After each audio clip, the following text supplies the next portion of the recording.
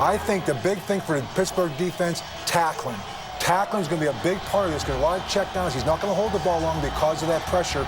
The Pittsburgh defense has to tackle well tonight, and if they don't give up the big play, they win this game. And everybody keeps talking about the Jets defense, Dan. The Pittsburgh Steelers, those 4 linebackers, led by Harrison and Woodley, they will get after Sanchez today. You got it, JB. Take us out there, With baby. that in mind, coming up, it's the AFC Championship game between the Jets and the Steelers. You know what it is, Jim JB. Nantz and Phil Simms Black are and standing yellow. by in Pittsburgh. We'll see you back here at halftime. Enjoy the game here on CBS. It's the stage where grandmasters collide. Every move critical in their quest for a shot at the ultimate prize.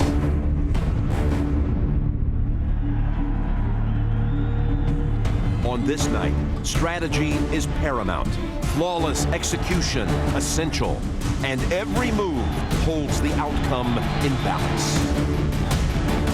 Let's go, baby. Let's go. Ready now. Let's go. 2, 3, 1. They are both playoff-proven tough and capable of the extraordinary, and now meet for the second time in 5 weeks, with the stakes this time immense. The New York Jets, molded in the image of their coach, fearless, brash, attacking from all angles, with a second straight shot to make their mark. The Pittsburgh Steelers, with their hard-hitting defense, relentless, intimidating, opportunistic. And it's big play gunslinger, seeking his 3rd crown. The board is set. Checkmate. Games Super Bowl 45.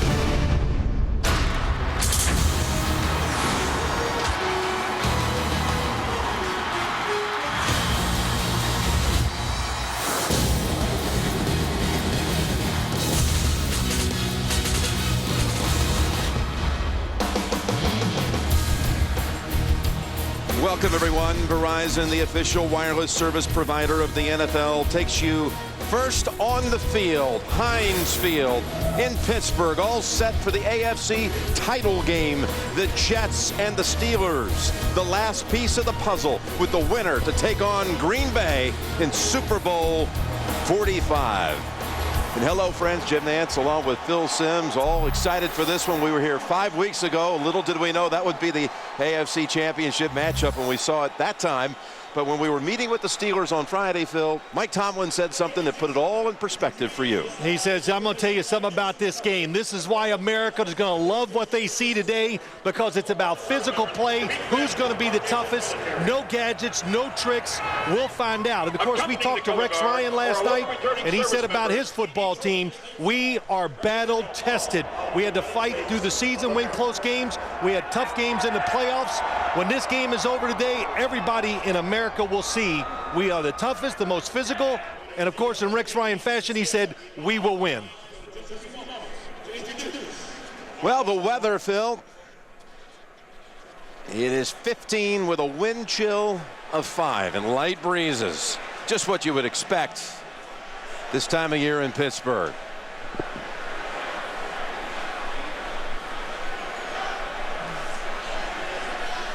To honor America with the singing of our national anthem, please stand and welcome award-winning Big Machine Republic recording artist Martina McBride.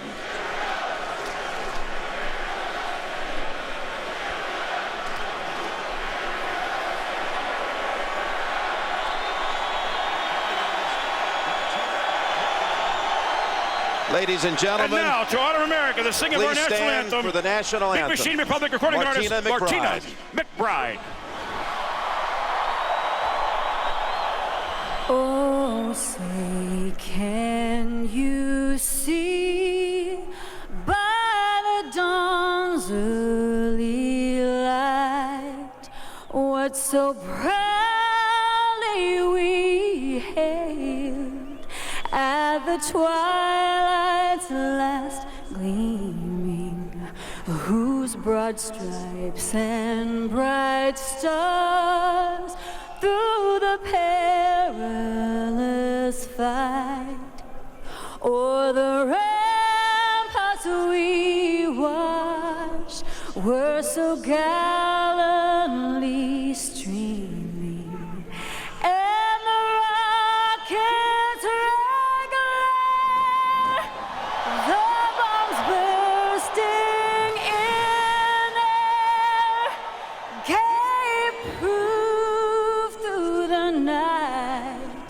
that our flag was still there. Oh, say does that star-spangled banner yet wave o'er the land of the free and the home of the brave. The Jets have won the toss here and have deferred. They'll be kicking to Pittsburgh when we come back. Tonight's game is brought to you in Sony High Definition, coming up here on CBS. Playing for the Lamar Hunt Trophy, the Jets and the Steelers, and let's go down to the field to Steve Tasker. Coach, 5 weeks ago, the Jets came into Heinz Field and walked out with a win. What has to be different today for you guys to turn the tables?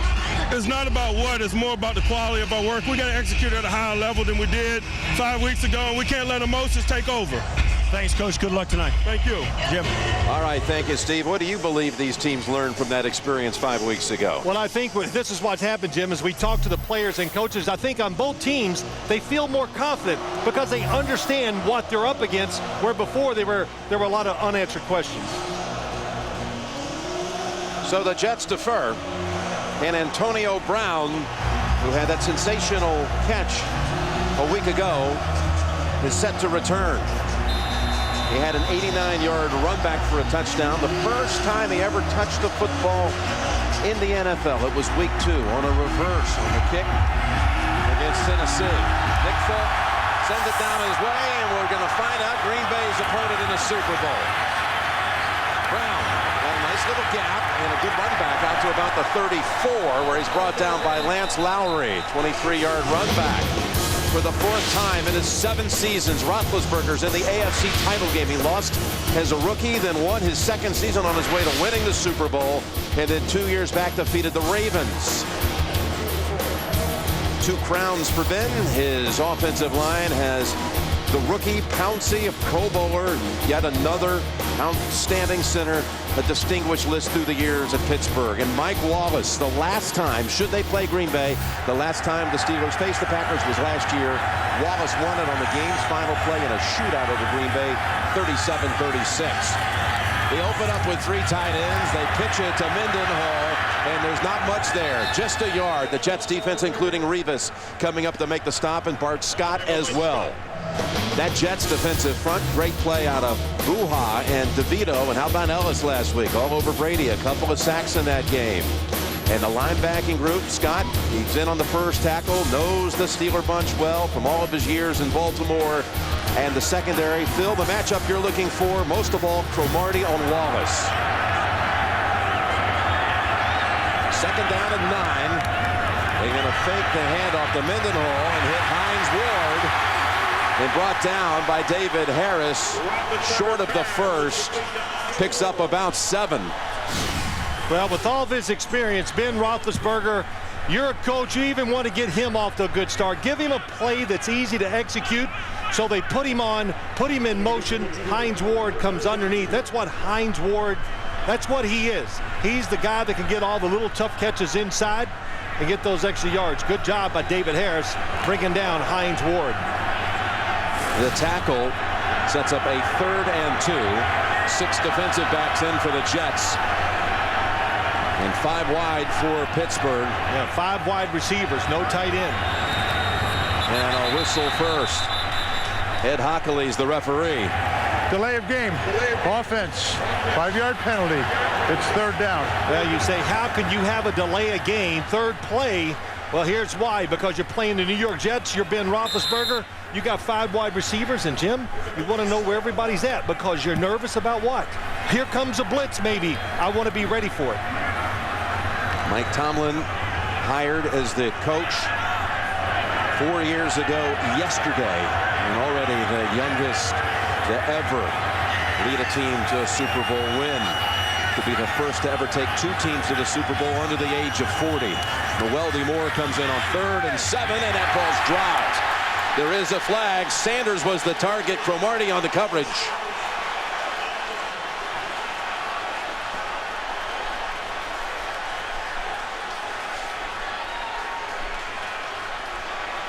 Before the pass was thrown, illegal hands to the face, defense number 31.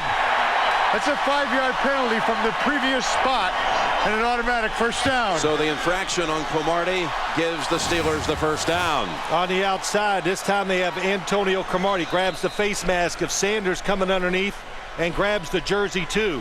What you want to watch today is the officials are a big part of this game. They'll let them hold and grab on the outside of these receivers, or they're going to let them play. Last time they played, they let everything go. Cromartie back on Wallace at the top of your screen on 1st and 10. Roethlisberger looks right and throws middle. Tough throw, and it's incomplete. Bounced in there to Matt Spaeth. Spaeth was his target at the end of the game on a couple of occasions when the Jets beat him here December 19th. Well, I think it caught Roethlisberger by surprise. You know, the Jets have changed up a little here in the last few weeks, and a little since he has seen them. They play more zone coverage, so you have to go back, read the defense, and go from one receiver to the next. When they play all that man-to-man coverage and blitz, you figure that you throw to one guy. So it took him longer. That's why he had pressure. And Sean Ellis breaking the pocket early as he did last week in Foxborough. 2nd down and 10. And it's Mendenhall. Cuts back middle and takes it out to about the 47. Picks up 4. All right, Phil, how do you see it? Your philosophy? Well, I know the Steelers, they believe they will see blitz pressure. Here's Ben. The blitzer's to his left. He's looking at them, and all of a sudden from his right side comes Antonio Cromartie. But he goes with the old pump fake. You can't go for those. Ducks under and gets the completion. But the Jets do a tremendous job of disguising their defenses. Do you think they're blitzing to your right? Nope. It comes from the other side. It causes sacks and fumbles. Isaac Redmond flanking the quarterback. And it's a 3rd and 6. The 2 rookie receivers, Brown and Sanders, are in the game too. As Roethlisberger has an open man, and Cromartie shoves him back. The forward progress is good enough for the first. Wallace with the grab. Cromartie's unhappy with the spot. He should be. If they give him the first down, it'll be interesting to see what we can pick up, Jim. Maybe you challenge this. Well, on a replay, looking at the yellow line, it looks very close.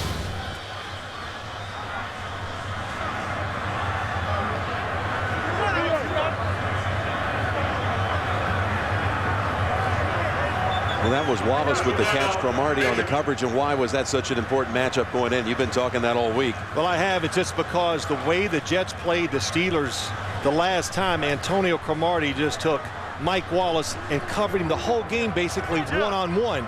And there was a lot of fighting, a lot of hand jostling, and I thought Antonio Cromartie got away with quite a bit of it. You got the first down in Jet territory at the 48. Yeah, you know, I was watching the marker closest to us. That's the unofficial marker. It's to the top of the screen, and that is an excellent mark. Catches it, possession. It's past the mark that we see on the field.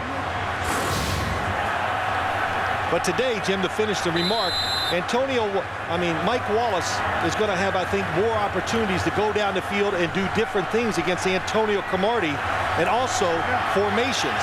Can they help him out, get him free down the field before he gets hit? He's lined up to the left. First down, Steelers. Roethlisberger now laterals to Mendenhall, who picks up a big chunk before DeVito ends it. A gain of 8. And he's hurt. Roethlisberger hobbling. He might have got hit on the thigh and got one of those Charlie horses. It's one of the reasons why the NFL is going to make all the players in the league next year wear thigh pads. On the option, makes the pitch. Calvin Pace's knee hits him right in the left thigh. There is a late flag now. There was no foul for an ineligible downfield because it was a backward pass. No foul, 2nd down. Ball at the 39. It'll be 2nd and 2. Watch the left knee of Calvin Pace. Ooh, right in the left thigh. Roethlisberger battling laryngitis up through Friday. And Steve Tasker down on the sideline reporting that Ben appeared to be okay in the warm-ups. On 2nd and 2, they'll go up middle, then cutting outside. Mendenhall showing that quickness and power and gets near the first. The mark looks like it's about a foot short. That was Revis coming up along with Trevor Price. Well, you're right, Jim. When Ben Roethlisberger came into our meeting Friday, I thought he was kidding us. He goes, I can't talk. And I thought he was kidding. I said, oh, that's pretty funny. And he goes, no, he's serious. And it made sense. Because when we watched practice, they went with all silent snap counts. And Byron Leftwich, the backup quarterback, went in the huddle and called the plays for him. Well, the mark actually gives the Steelers the first down. So they've got another new set from the 38. And they go back to the 3 tight end formation. And again, Mendenhall showing that elusiveness and able to make something out of nothing. Eric Smith finally, with Revis's assists, holds it to a 9-yard gain, breaking out of what looked like a tackle for a loss. Well, when you talk about Rashard Mendenhall, you're right. The Jets get penetration. Sione Buha, David Harris, all of them coming across. They overrun it. The Steelers stay with their blocks. But Mendenhall truly is a running back that's all in one. He has the speed to go outside. You can see he can dance with the feet, make you miss. And you can tell by looking at him, he definitely has the power to break tackles if he has to. He scratches out 8 yards. What could have been a negative play. Now inside the 30. They work him again. No, it's Redmond this time. And Redmond bulldozing for a first down. Isaac Redmond picks up 5. Well, the Steelers this time, they just line up, Jim, and they just run right at the Jets defense. Heath Miller, number 83, gets a good block down. David Johnson, a tight end playing fullback. He leads it up in there, and Redmond, same type of runner. And Hines Ward gets in the action too. Jets bring in a rookie just brought up from the practice squad, number 96, Martin Tavaseo. Roethlisberger looking long, open man, Miller dives and has it at the 3-yard line. Heath Miller with the catch. Well, what they do, they cross the receivers. Mike Wallace goes down the middle, clears it out, and here comes Heath Miller, who did not play in the last game, comes across. He's wide open. Looks like he gets possession and makes the catch. But the Jets still may want to challenge this Here one. it comes. 21 yards is too big a play to let it go without a challenge.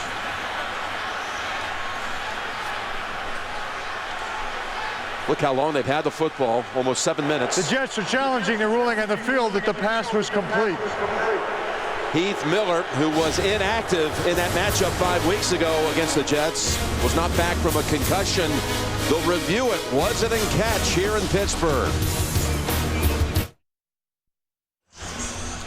Heath Miller coming across the field, absolutely gets possession of the football as he goes down. He's got it there. Does he lose it when he hits the ground? The football does hit, but arm is under it, very close. I think this is just going to be one of those. It's a judgment call. What will Ed Hockley see? Jim, we disagree. I say they'll say it's still a catch. You think it'll be incomplete? It is about as close as you can come up with. It is really. It's the Bert Emanuel catch, not quite, but close to it, that we saw in a championship game Years ago, Tampa and St. Louis. And it's one of the reasons why they changed the rule. The football could hit the field as long as you didn't lose possession of it. I don't see him writing anything down, so that. It'll either be 1st and goal at the 2 or 2nd and 10. The ball was moving. The receiver lost possession. The ball moved. The ball hit the ground. Therefore, the pass was incomplete. It will be 2nd down and 10 at the 23-yard line. And please reset the clock to 8:44. No timeouts are charged. Here's what I think Ed saw. You're saying possession here, but there's the wiggle after it hits the ground right there. That's saying that's where he say he lost possession. Yep. Okay. By the way, Roethlisberger is still in pain. Yeah, that no question. That knee to the thigh, we saw it, Jim. Again, Calvin Pace. Oh, right on the thigh, almost near the hip. I had a few of those as a player. I wasn't near the runner, of course, that Ben Roethlisberger is. But not only does it hurt during the game, it hurts for about 4 or 5 weeks after it. Well, they back it up now to the 23s for a 2nd and 10.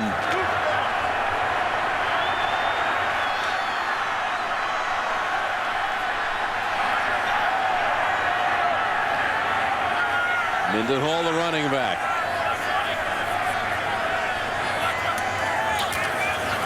They go back to Richard, waiting. Gets past Bolt Scott. More Jets waiting for him, including Brodney Poole. And a loss of 2. And down there on the sideline, what are you seeing, Steve Tasker, with Roethlisberger? Well, right at the beginning of that challenge, Ben Roethlisberger came over to talk to Bruce Arians, the offensive coordinator, and he really struggled to walk. It's starting to tighten up. You can tell in this cold weather that bruise on his thigh caused him to come over and had to take 2 knees and stretched his thighs out the entire time they were in the challenge booth. All right, thank you, Steve. 15 degrees, wind chill of 5.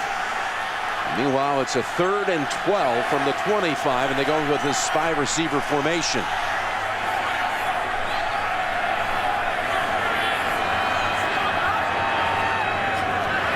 Roethlisberger steps up away from the pressure. He's going to tuck it under.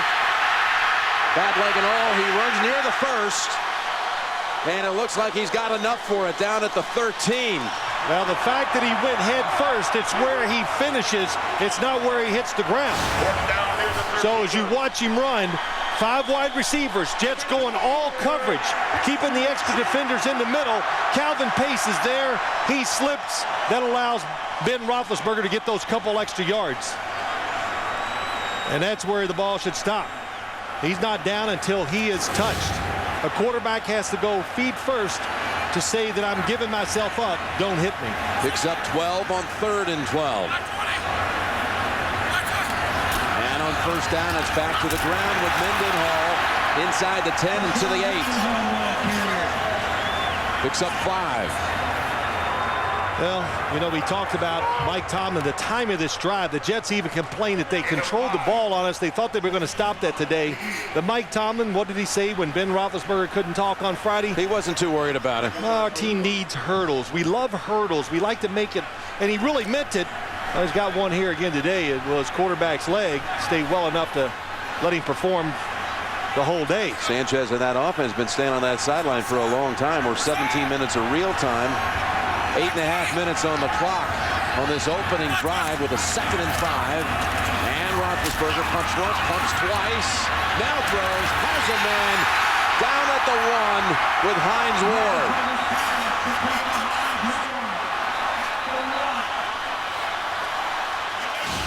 Looks like the center's down. Pouncey, the center, but Ben Roethlisberger did this last week. When he pumps, it makes the defense stop. Then he finds Hines Ward, just like last week, too, near the goal line. Pouncey, and rookie center, is injured in an injury timeout. The NFL on CBS is sponsored by Southwest Airlines. Find our fares online only at southwest.com. Allstate, dollar for dollar. Nobody protects you like Allstate. And by GMC. Book for the GMC Never Say Never moment of the year at NFL.com/GMC. Jim Nantz, Phil Simms back at Heinz Field, and Pouncey can't put any weight on that left leg. The 1st-round pick out of Florida, who earned Pro Bowl honors in his rookie year and gets rolled under by Brian Thomas. It's a shame. Such a good player, along with Keamatu, the left guard. Pouncey, those two, I think, by far, best linemen for the Pittsburgh Steelers. You saw Doug Legursky comes in now to take over the center duties. 1st and goal from inside the 1.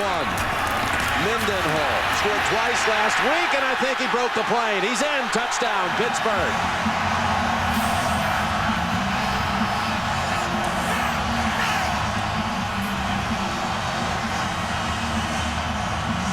What a drive by the Steelers. Rashard Mendenhall, again, just like last week against the Baltimore Ravens. Contact, he's hit, but he has such a good base stays on balance, is able to fight forward and get that extra yard. Had Bart Scott holding on to him. Yeah, very good hit by Bart Scott, but not enough other. The Jets, not enough guys came around to make the second hit to keep him from getting in the end zone. Squeeze him in for the extra point. And what a drive for Roethlisberger. His movement, the option play, the pitch. 7-0 Steelers. 9 minutes and 6 seconds. They keep it to open the game. And Mendenhall takes it the final yard. CBSSports.com experts hard at work breaking down this year's NFL draft. See which players your team might pick. Plus, get the latest mock drafts and more. All at CBSSports.com/NFL draft. It's not looking good for Pouncey. And the Steelers, 15 plays to cover the 66 yards. The 15 plays is the longest touchdown drive in the championship game since '98. Minnesota and Atlanta. Cotchery has the return here. And he's backed up at the 27. Hit by Mundy and others. Only a 12-yard run back with that cold shoulder and all. Sanchez and the Jets finally ready for a little business on the offensive side. This season, more people watch the NFL on CBS than any other network. The NFL on CBS is sponsored by Bud Light. It's the sure sign of a good time. Here we go. And by the Droid Pro by Motorola. Finally a work phone worth taking home.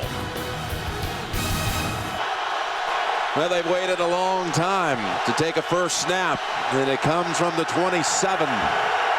With Tomlinson getting the start at running back. Sanchez batted down on his first throw.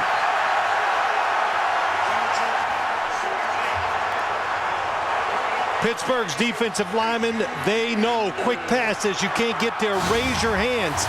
And the last time they played, this Steeler defense was so upset because they said on first down we let them run it and we let them throw all those short passes to keep that offense in 3rd and 5 and less. Good job reacting to the quarterback. Jets offense waited from kickoff to first snap 27 minutes. We talked with Sanchez last night about keeping his shoulder loose. They go run and look at Harrison wrap up and toss back Tomlinson for no gain. James Harrison, James Ferrier, talking to them. They are so upset about what they did in their run defense last time. And the Jets, they know it. The Jets said we caught him by surprise with a few runs, one an outside stretch, a few little gadgets on 3rd down. They know the running is going to be very, very tough today against the Steelers. The Jets ran for more yards against the Steelers than any other team this season, 106 yards. 3rd down and 10. Nice throw. Sanchez guns it for the first to Cotchery out near the 40. Picks up 14. Wonderful job of protection. Mark Sanchez sees the double coverage to his left. Look to his right. Nice pocket. Beautiful throwing lane. And Cotchery hooks up right between 2 defenders and Mark Sanchez. That'll give you some confidence.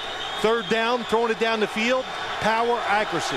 Talked about that sore shoulder. It was injured in that game here on a hit by James Ferrier, December 19th. Says it feels great. One first down from the 41. Going for the long ball, and the flag is thrown. Braylon Edwards got tangled up with Ike Taylor and Ryan Clark.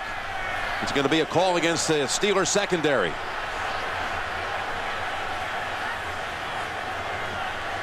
Illegal contact, pass interference, holding. Before the pass was thrown, illegal contact, defense number 25. That's a 5-yard penalty from the previous spot and an automatic first down. Well, you can tell it's cold down on the field. Just listen to Steve Tasker and Ed Hockley. But I really believe today when you watch this game, the Steelers, the last time they played, they crowded the line of scrimmage and they were daring the Jets and Mark Sanchez to throw it. They didn't take the bait. They stayed with their plan, but there's no doubt or at least in my mind, I think today the Jets will throw the football down the field a lot more than they have in these first 2 playoff games. Sean Green, the running back. They go with him. Off right guard, he's stacked up and squirms for a couple. The last time they were here, Sanchez was under fire coming off a poor loss against Miami. He was being threatened to be benched, but boy, did he respond that day. And of course, he's got those 4 playoff wins in his first 2 years, all on the road. That line coached by Bill Callahan, a man who coached the Raiders to a Super Bowl back in the 02 season. And Holmes again returns back to Pittsburgh, where he played his first 4 years, was a first-round pick and a Super Bowl MVP before jettisoned for a 5th-round pick last March. 2nd down and 8. And again, bodies tangled, and another flag. It's Holmes and Taylor. They're really close pals, but it's going to be a flag, and it looks like on Taylor. Well, Jim, we said the last time they played. Pass interference, defense number 25. The ball is placed at the spot of the foul. 1st down. Last time they played, both defenses got away with a lot of hand fighting and really pass interference. Contact too far down the field and holding. That's 24, Ike Taylor, of course, on the hold.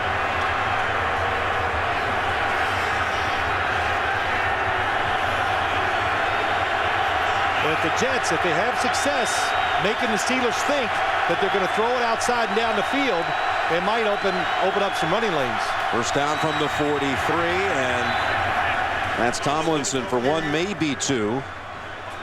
That Steeler defense, number 1 in so many different ways. Dick LeBeau's defense. Kiesel's going to the Pro Bowl. What a year he's had. And Woodley in the postseason, as he had some sacks, 9 in 5 games. Ferrier was originally in the league as a Jet first-rounder. And Polamalu, been well documented all week. He missed that first game against the Jets in December with an Achilles and ankle injury. There's Dick LeBeau, went into the Hall of Fame back in August. Remarkable numbers again by his defense. That makes the play here. William Gay this time is the one who knocks it down, but has another flag on the field. Before the ball was snapped, false start, Austin's, number 17. It's a 5-yard penalty, and it's 2nd down. So forget the play and a flag against the Jets. Well, I got to say, I'm not surprised by these blitzes by the Pittsburgh Steelers. We've already kind of said the way they played the last time, they were really upset about it. Just giving the Jets some first downs in big moments. And just by watching them practice, too, Jim, you were there, all the movement, all the different looks. I just turned to you and said, man, I'm glad I'm not a quarterback anymore. How do you figure it out? 2nd and 13.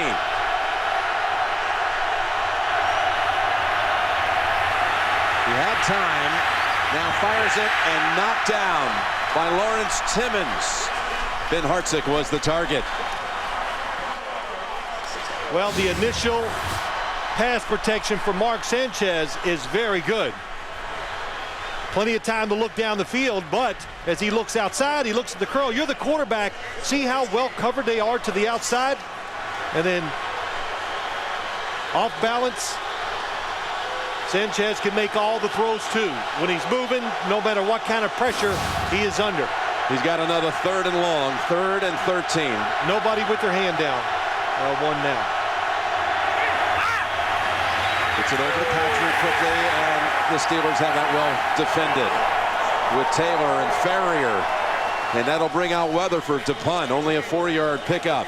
Still a very good, I think, offensive series for the Jets, Jim. They gave their quarterback confidence. The offensive line knows they can block him to give him time. And they changed field position. Randall L. stands at the 10. Weatherford had a big game here 5 weeks ago. He's been sketchy so far in the playoffs. And Randall L. fields it as he goes out of bounds. He's spotted at the 13. 31-yard punt. 7-0 Steelers, first quarter. With 2 men who also were MVPs in the Pro Bowl. Phil Simms and Steve Tasker both.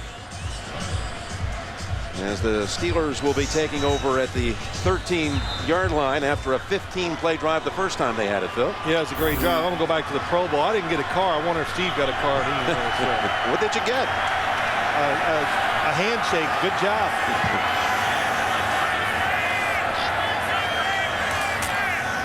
Makes the quick pass, goes back to Mendenhall's got a huge lane. And he's able to keep his balance for a first down carry of 11 yards. I call this play the Tony Romo drive. That's what it is. Where you look up, you fake the quick pass outside. Every team's doing it now. And then you run the draw. What it does, it stops the defensive line. They pause. Now the offensive linemen can be more aggressive. They get up into them. They can't get off the blocks. And boy, Rashard Mendenhall off to a good start. Quickly out of the jam back at the 13. Out to the 24. Mendenhall getting a lot of work here in this first quarter. Already his 10th carry. That one's good for 2.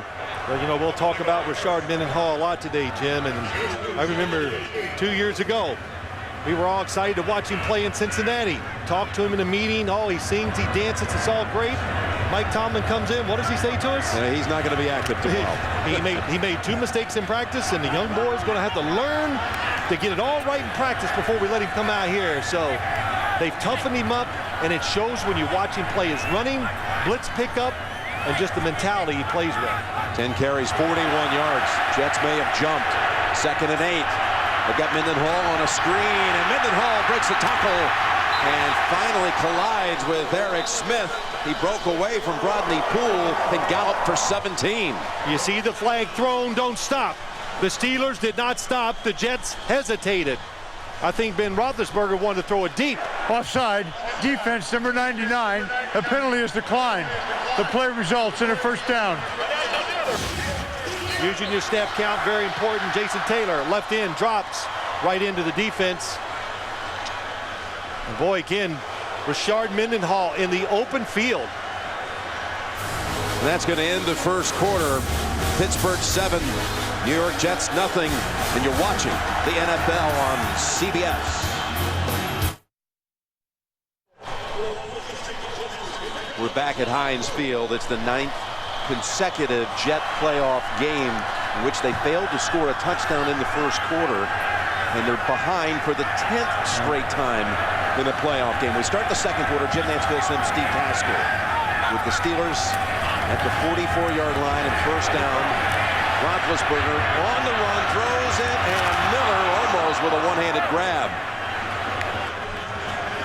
We got an injury report. Steve, what is it? Well, Marquise Pouncey came off the field in a lot of pain. It seems to be an ankle injury. His return is questionable, and the word spread around that Steelers sideline. You could tell every single Steeler on the sideline went over and touched him to let him know they were thinking about him. But Marquise Pouncey is questionable. So valuable to the team. A rookie that's played so well. Antonio Cromartie limping around, but he'll walk it off. But the center, Pouncey, able to get up, block linebackers. I don't know if Legursky is athletic enough to get that done. And let's see Legursky here on the shotgun on 2nd and 10. Perfect snap to Roethlisberger, and across the middle almost picked Harris, who had that huge interception a week ago. The flag's out. Eric Smith hitting Emmanuel Sanders.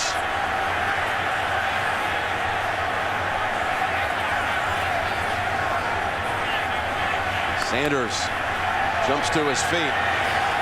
Well, last week, the Jets, this Jet defense, so much success. Personal foul. Unnecessary roughness defense, number 33. Unnecessary roughness against a defenseless receiver. 15-yard penalty from the previous spot. First down. Well, that's Eric Smith. There's the throw. David Harris. Oh, and it's the hit high to a defenseless receiver around the shoulder pads, the helmet. They're going to call that before he's able to get a couple steps. Can't defend himself. They're going to throw that. But this Jets defense last week, they were physical at the line of scrimmage. Their linebackers hit the receivers coming across the middle. It's not the same against the Steelers because they go down the field more than across it. It's a first down at the 41. And Mendenhall takes it into the middle of the line, twisting and fighting for every yard. It's been the same thing almost every carry, 7 yards this time. Well, when you watch this run, the blocking up front, oh, nice job by Foster. Right guard gets a good block. David Johnson, again, coming out of the backfield as a fullback is an excellent. Ligursky tries to get in there. But Rashard Mendenhall, it's his tough running, breaking the tackles, getting those 2 and 3 extra yards makes a big difference. Already has more yardage than he ran for last week against the Ravens. He was 20 for 46. A couple of touchdowns against the Ravens. He's got one already here. And he's got another carry. And again, able to fight for a couple. It'll set up 3rd and 1. Mendenhall, the third-year man out of Illinois, who was their first rounder back in 08. Yeah, good out of the backfield. You have to watch him. And then down on the goal line, he's proven all year long. They're always looking for role players on the Steelers, but Rashard Mendenhall running so well. It used to be they took him out sometimes near the goal line, not anymore. Now they bring in Isaac Redmond into the backfield. Line up David Johnson, backup tight end as the fullback on 3rd and a yard. It's Redmond. And the Jets defend it. The Jets stack them up, including Mike DeVito. Well, again, they know the situation. 3rd and short. Go to the left side. Kemoatu, your best run blocker, is the left guard. 4th and a yard, and Ben's going to bring him to the line quickly. Play the quarterback sneak. Oh, the officials called for a measurement as the Steelers were trying to hurry to the line. Last week, the Patriots tried to run in obvious running situations up the middle. It's tough to do against this Jets defense. You talk about Mike DeVito, Sean Ellis, Sione Bauha. We don't say their name enough. They take care of the offensive linemen. They let the linebackers make the tackles and be the stars. Wow. Not even necessary for a measurement. It was clearly evident it was a yard short. Lost yardage. Look at Roethlisberger's reaction when the officials called for the chain gang. Well, I don't know. Usually, Jim, when you hurry up like that, you're going to try to get a quarterback sneak on a quick count. The Steelers do it. That was too much yardage to try to get on a quick count quarterback sneak. Keep the offensive unit out there, Phil, instead of a 50-yard field goal. Absolutely. Steve Tasker told us, we watched it before the game. Both kickers struggled with the cold weather. And when you get inside about the 40-yard line, you think about it. 4-down territory. They have both Redmond and Mendenhall in the backfield. Everybody up for the Jets on the defense. 4th and a full yard. Gonna throw for it, and it's intercepted. It bounced off the fingertips of the Steelers. And coming up with the pick is Brian Thomas. It was off of the hands of Mendenhall.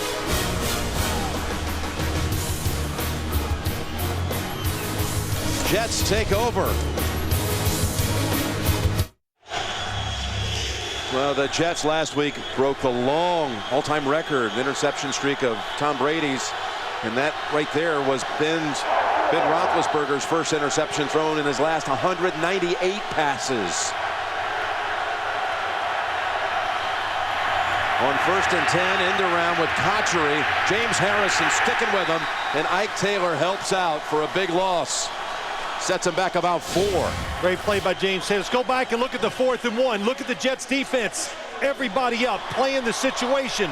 It's going to be a screen to number 34. Even if it's complete, look how fast they close. Excellent job by the Jets defense. Rex Ryan, knowing the situation, puts them all up there, outnumbers you, makes it hard to execute the play. Robert Turner comes in for reinforcement on the Jets offensive line. Green is the running back. And the Steelers say there was a flinch by Ferguson. Full start. Offense, number 60. 5-yard penalty. It's 2nd down. All the way back to 2nd and 19 now. Well, you know, it's just a little tiny movement, bottom of your screen. They both just kind of flinched backwards. He showed it in slow motion, but when you're an official or you're a defensive player, pretty easy to pick it up. Second false start of the game for the Jets. Again, 2nd and 19. Sanchez from the pocket. Gets a little bit of it back with Dustin Keller, the Jets' leading receiver on the season. With NFL Audio Pass, you can listen to the playoffs, the Pro Bowl, and Super Bowl 45 live online. For special playoff offers, go to NFL.com/audio pass or search NFL Audio Pass. Well, a couple situations already in this game. The Steelers could not get the Jets in these 3rd and longs, and that's why, of course, both defenses live for, so they can all stand around and confuse you and try to get a big play with a blitz. 3rd and 13.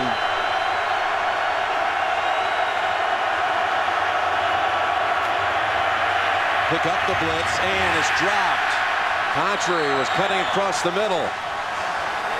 You said it right. The blitz was picked up once again. Excellent protection, but the coverage down the field.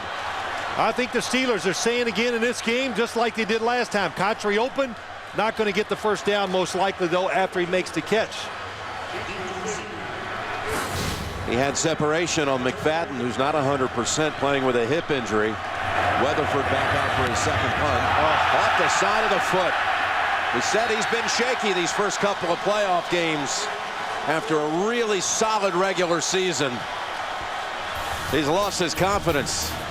That's 29 yards.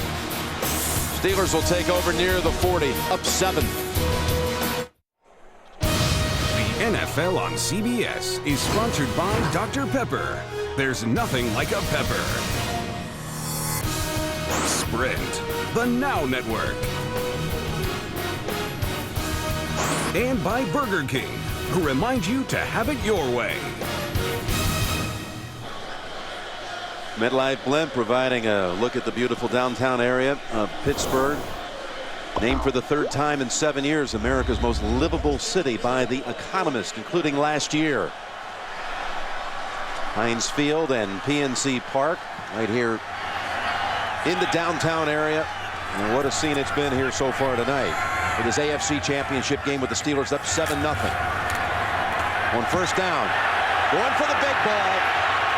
And incomplete, looking for Wallace, and it hung in the air for a while, which gave Revis the time to make the play on it. Well, Mike Wallace always says there's no way you can overthrow me, but Darrelle Revis this time, maybe he's on Mike Wallace because we saw Antonio Cromartie limping. And we know about Mike Wallace, one of the fastest receivers in the NFL. Darrelle Revis just tracking the football the whole time. Drops a pretty easy interception for him. Revis, a Pittsburgh kid, area kid from Aliquippa. Mike Ditka's high school as well, and Ty Law. 2nd down and 10. And Mendenhall just shakes off an attempted tackle. It's Revis who has the angle and shoves him out. But Mendenhall has been the story in this first half. He sure has. It's a run. It's just meant to just go off tackle. But the Steelers get in a bunch to the outside. It confuses the Jets a little bit. It makes them passive because they're worried about the run, and it allows Rashard Mendenhall to get outside. The formations by the Steelers, when they bunch the receivers together, it's always a big worry in the passing game. But unlike, look at the 3 receivers, look at the blocking. Davis Harris can't get off fast enough. Mendenhall fast enough to get outside. And gets 35 yards, already up to an 85-yard total. And a timeout called by the Steelers. Driving again, thanks to Mendenhall. At the Jet 27, and a timeout.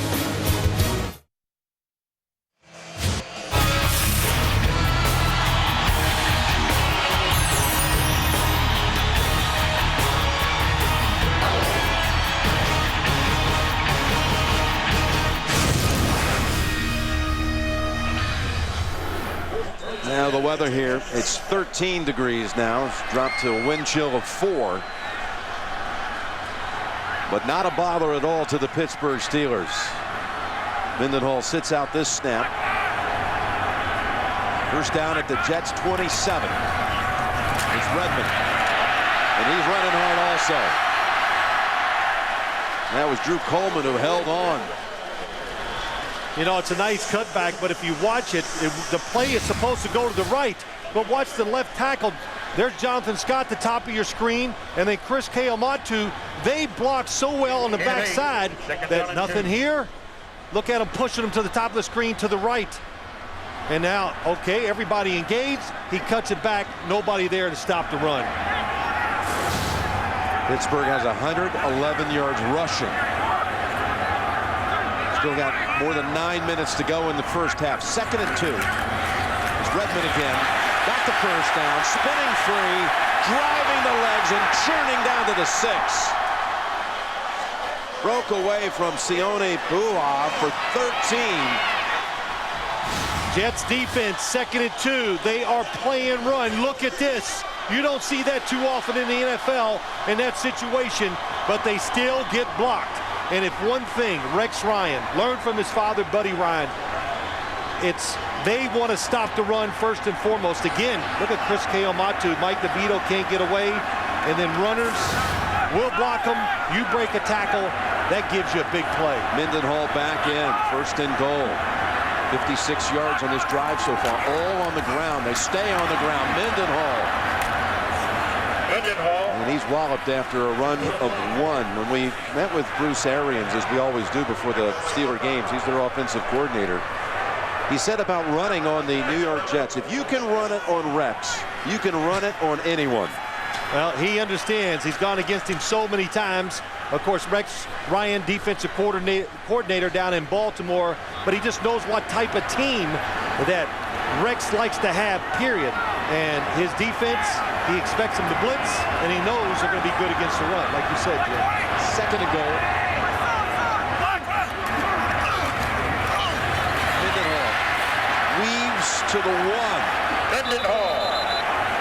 And that's Miller pushing back Brian Thomas deep into the end zone. Team is so different when it comes to the running game. They've been doing it ever since Bill Cowher was the coach. Hines Ward, a wide receiver, he comes in and gets the block. Look at everybody, body on a body, and then the running back can just kind of pick the last spot. Well, look at Heath Miller, just keeps going. Play's not over. But it's a 3rd and goal now from the 2. It's been all running to get to this point, to the 2. Well, they say in a fight, protect yourself at all times. Same on this field. Don't stop until you hear the whistle, then keep going for another 2nd. Another timeout called by the Steelers. Timeout Pittsburgh. That's 3rd second. 3rd down play from the 2 coming up. The NFL on CBS is sponsored by Subway. Start the year right at Subway with the new low-fat 6-inch turkey BLT, surprisingly 7 grams of fat even with bacon. And by Frost Brewed Coors Light, the world's most refreshing beer. Jim Nance, Phil Simms, Steve Tasker, 3rd and goal coming up. A drive that began at the Steelers 38 and all running yards to this point. Jets 3rd in the NFL during the season against the rush. Steelers 11th in rushing. They just don't line up and running on everybody. Well, they're doing it tonight. Redmond flanking Roethlisberger from the gun. Incomplete. Got lucky. Very congested area he was throwing into. Eric Smith got a hand on it. Yeah, he was. Darrelle Revis is on the receiver going up the field. Hines Ward. He switches. It's not Hines Ward, but what a job by Darrelle Revis. He leaves his guy, Hines Ward. Eric Smith knocks it down. You see the defender behind? If that football's knocked down, Darrelle Revis is right there. Would have been a pick. Would have been a pick. Would have been a really good chance of one, that's for sure. 20-yard field goal try coming up for Sean Sweezen. Took over for Jeff Reed during the season, and he's good from 20 to make it 10-0 Pittsburgh. Good stand.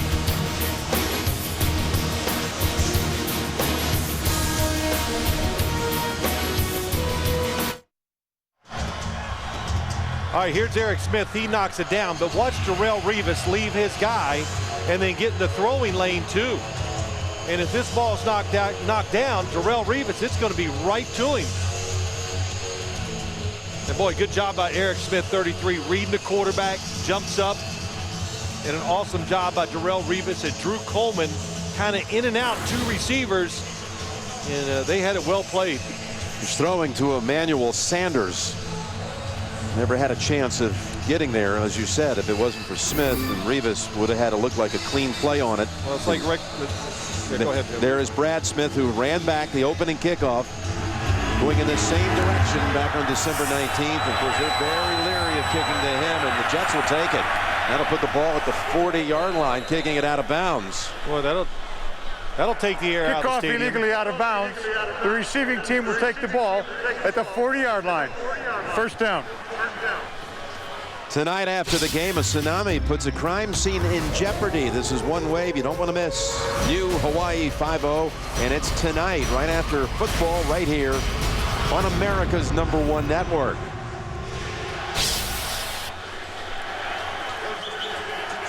Jets 10 plays, Steelers 30 plays already. The Jets said last time, we never had the ball enough. I think they ran in the low 50s in total plays for the game. Brad Smith lined up to the right, and they fake the end around with him. Goes Sean Green up the middle for 3. So that's now 25 total yards for the Jets in this game. And this is a Pittsburgh defense that last week held the Ravens to only 126 total yards. Well, I think the Jets knew it was going to be tough sledding inside. And I'll just say this, one of their coaches said, we drafted Mark Sanchez. We knew we would be a running team. And when you can run it well, which they can, you get single coverage outside. Your quarterback's got to be able to throw to the sideline and take advantage of it. On 2nd and 7, going to the sideline, and a miscommunication, it appears, with Braylon Edwards.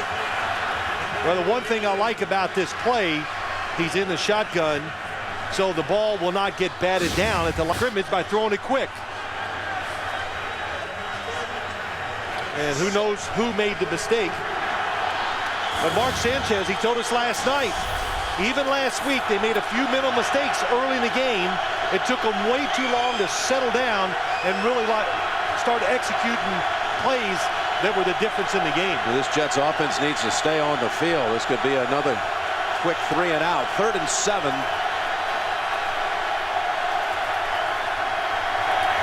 Sanchez incomplete. That ball was deflected there. Well, it looked like for a moment there the Jets thought there might be a flag. There is no flag. No, James Harrison got the tip at the line of scrimmage, Jim. That's the 3rd tip football of the day. It's a blitz. Oh, no, that's Brett Kiesel. The defensive lineman dropping back that knocked it down. Linebackers blitz, defensive lineman drop back. Sanchez was going to Cotchery, and here's Weatherford. And a line drive punt to Randall L. Changes directions twice, and he's brought down at the 34. Just a 35-yard punt. Wednesday on CBS, it's the Russian Mob versus New York's top cop. Tom Selleck stars in the hit drama Blue Bloods. A new episode on its new night. Selleck on Wednesday on CBS. Well, you built this football team around the defense. Rex Ryan was hired. He created, of course, a personality with the New York Jets, and it starts with their defense, and the pressure is on them once again to keep this game in check. We've seen so much of Mendenhall with 89 yards rushing and Redmond running hard too, but this time it's Neweldy Moore behind Roethlisberger. Quick toss, and that may have been a backwards pass. Wallace unable to hold on to it. Flag down.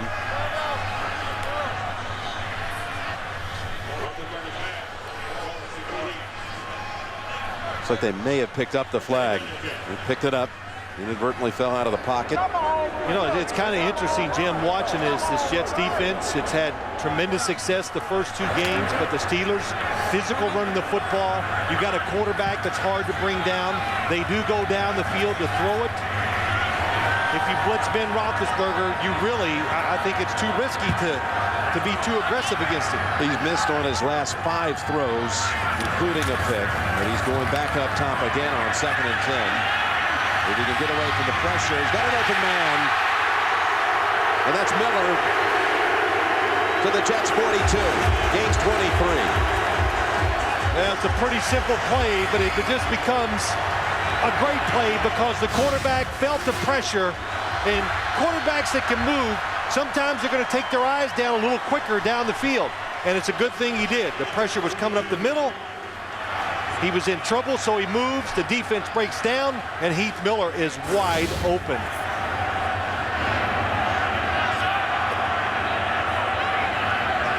Mendenhall back in on first down.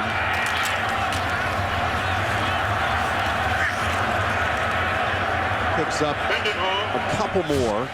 Give him 3, actually, but this running game has been the difference maker, particularly Mendenhall. The touchdown, Redmond contributing. I think, Jim, the big key here is of course, good blocking up front, but it's running backs who are breaking all the arm tackles. And when you watch Rashard Mendenhall especially run, it looks like he's always leaning forward. Fast, big, lean forward. We'll break some arm tackles. That 35-yard run he had on the last drive was the longest run allowed by the Jets all season. 2nd and 7. Roethlisberger comes in, and he's got his target. It's Sanders inside the 20, down at the 19, picks up 20. Well, he's a wonderful route runner. The Steelers very happy about their receivers. And Sanders, bottom of your screen, look what they did. They stacked the receivers, one behind the other. Why do you do that? That's the reason why. This throw and catch. Because the defender, Jim, has to drop back. Hard to determine which way is he going to go. Is he going to go inside? Quick break outside. That is Sanders' specialty, making the cuts. Inside of 4 minutes, first half. Half dominated from the start by the Steelers with a 9-minute, 6-second drive to open it. Mendenhall does not give it back, holds on to it, and collects 3. Runs into Jason Taylor.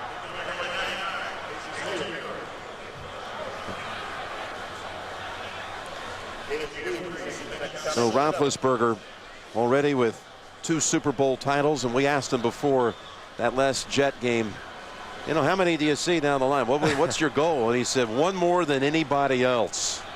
That's a good answer. I think he said it right. He's not going to win passing titles. He's not going to be the MVP of the NFL. He just hopes to be part of a truly a tremendous organization that knows how to win these Super Bowl trophies. 2nd and 7. He's got all kinds of time. He's got an open man, Mendenhall. Snags it at the 5 and trips. Was trying to figure out how to take on Cromartie, and he stumbled while making the move, but they got 1st and goal after the gain of 15. Well, he's so hard to rush because you're worried he's going to move out of the pocket. The Jets got 4 guys coming in there, no pressure at all. He looks at everybody, and how he finds Mendenhall coming out of the backside of the formation.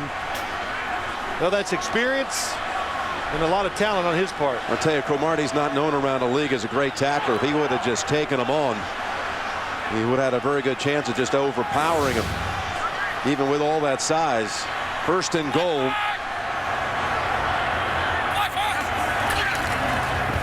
Roethlisberger rolling out. He's going to keep it. Open lane and touchdown. Touchdown, Pittsburgh.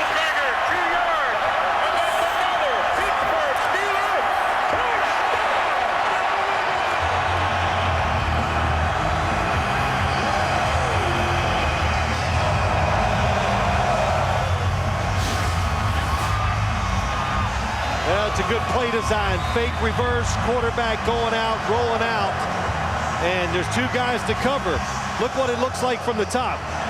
Good coverage down the field, but no defender there to stop Ben Roethlisberger.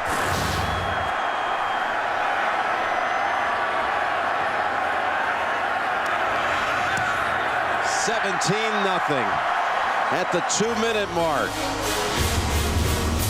Driving right down on the Jets again. Boy, you talk about an open lane. 17-zip. 58 of the 66 yards on that drive through the air. That's after the previous drive they drove down to the field goal from 20 out, all on the ground. On the ground, 58. Jim, we've done a lot of Steeler games. I've never seen the Steelers run the football this well as we're seeing so far in this championship game. Well, it's almost like back to the Bill Cowher, Jerome Bettis era. This time they're going to see Brad Smith running from the 10, 20, 30, and held back. Battle on the tackle. Who's got the #1 new show, the #1 new comedy? That man right there, actually, Billy Gardell. How about that? Kamali, he's a Pittsburgh native. He's revved up. The #1 new program, the #1 comedy overall, and the #1 drama. Only CBS, America's most watched network. You know, that last drive, the Jet defense, you almost have to blame the Jets. It's because of that. Not on the field. The Jet defense definitely showed the fatigue in the last drive, and a lot of times fatigue shows you can't stop the run.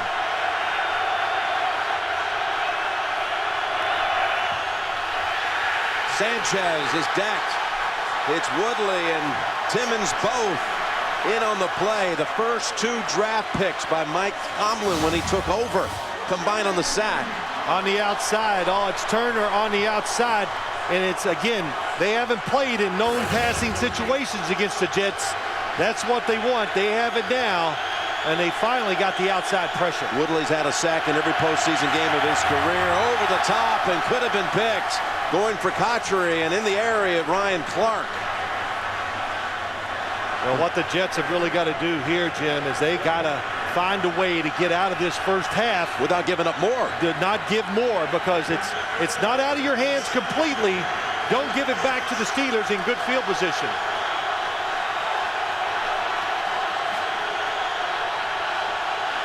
Nothing else. Make them use their last time out.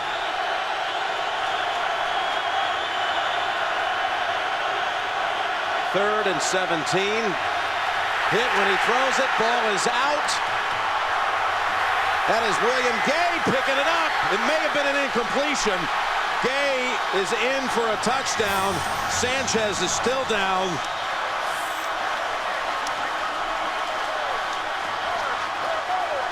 He was hit by Ike Taylor. Gay ran it in. Was it perhaps an incompletion?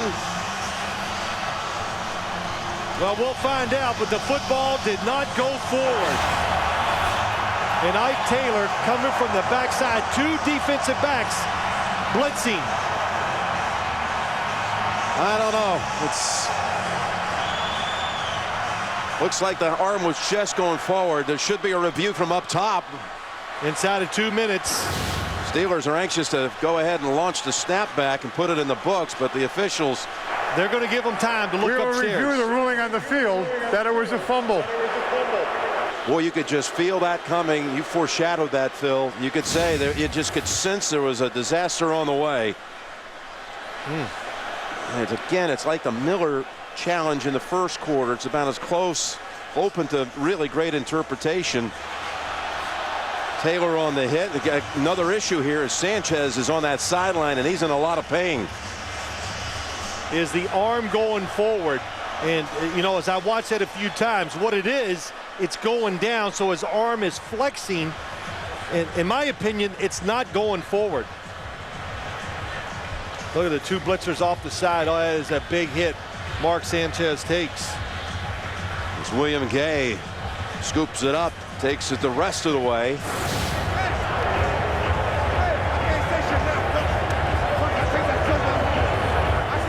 Mark Brunell is already warming up.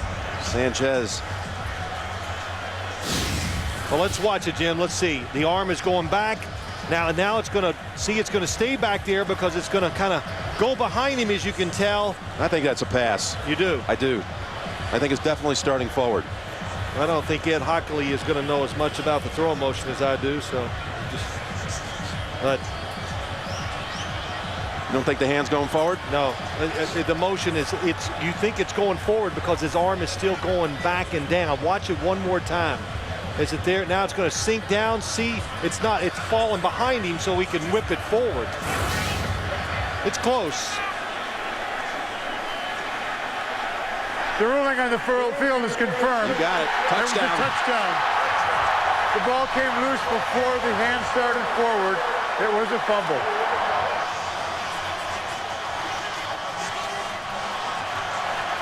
2 touchdowns in 47 seconds.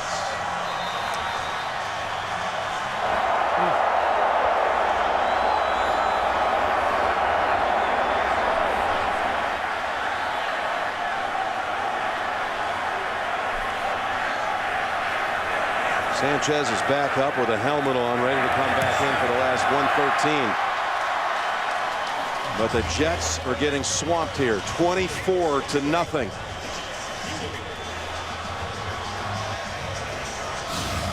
Mark Sanchez trying to get the first down. Let's just watch his facial expressions. Oh boy, it's a little bit of whiplash, pain, it's all there. You don't see the blitzers, Jim, coming from behind you. Of course, you can't see them behind you or feel them. Not much you can do. Coming up, we've got the Sprint halftime report. We'll send it back to New York with JB, Dan, Shannon Boomer, Coach Cowher. Their take on the first half here and their recap of the NFC title game won by the Green Bay Packers. And head coach Mike McCarthy, a Pittsburgh native himself, is going to Dallas, taking his Packers with him. McCarthy grew up here in Pittsburgh, went to Bishop Boyle High School, actually in Greenfield, Pennsylvania. Well, the Jets wish they'd have run the football now. Really, I thought they might run it to get rid of the last timeout, or nothing, just throw it short. But they called a play where the quarterback was going to hold it, and they were going to try to pick up that first down. This one hugs the ground. Finally picked up by Turner. And the Jets have 3 timeouts in 1 minute and 8 seconds. Well, now you're down 24-0. You come out here. Well, look who's coming back out here. Biggest comeback in the playoffs all time for the Jets. 11 down at Cincinnati back in '83. You got another injured Jet, and it's Cotchery.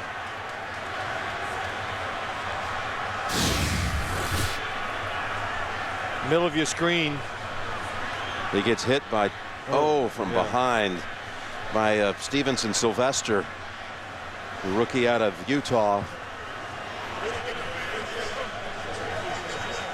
He's a linebacker. The Steelers, they have the starting linebackers and a whole other core behind them waiting to play.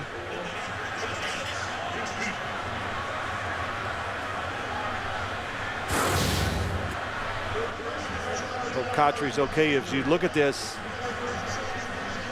1 minute 8 to go in the first half. You the Jets now, it's gone bad, but you do have to go ahead and try to move the football here in this situation because of the score. But you be very careful. Maybe it's a draw, screen, whatever you can do to get it moving.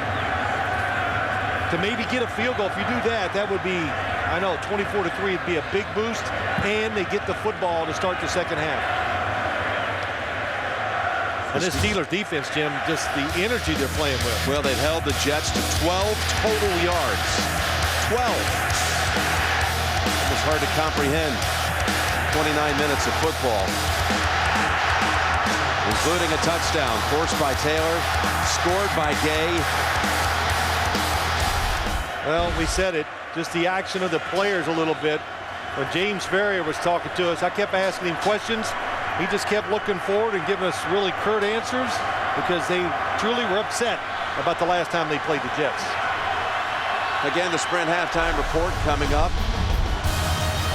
We'll have their discussion on this first half performance, this Steeler juggernaut. Plus highlights from the NFC Championship game coming up on the Sprint halftime report.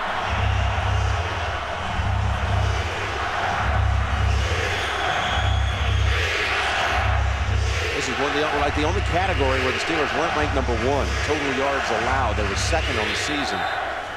Where the #1 scoring defense, #1 in sacks, #1 against the rush. Brad Smith now with Cotchery out, and you're going to see some action at wide receiver. Steelers haven't even had 2 of their good defenders out a lot of times this year. It's Keller. Makes the grab, and Woodley wrestles him down, picks up 4. And I know, I think the Jets are doing the right thing here. Try to get this down there. You look, just get a first down. Get some rhythm. Give your coordinator, Brian Schottenheimer, some options on what to call.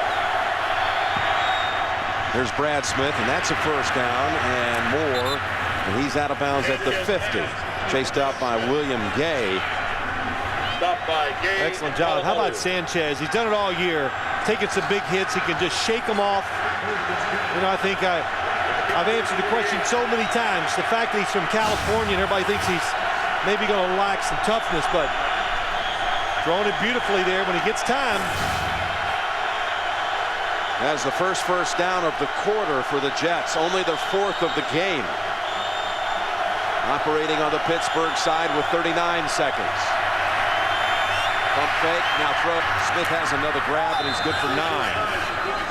Well, that was a good no throw at the start by Mark Sanchez. Troy Polamalu and Ryan Clark are trying to bait him into a throw where they can run for the interception, and so far he has not fallen into that trap. Jets used their first timeout with 33 seconds, and you made this point. If you can put anything on the board here and you are going to get the second half kickoff, okay, that's the way you just got to inch along here mentally and confidence-wise. Yeah, that's right. You said it, confidence, and of course we're going to see a different Jet team in the second half, and we're going to see one that's, hey, they're going to come out with more energy, ready to fight, and they're going to change what they're doing on defense, Jim, that's for sure.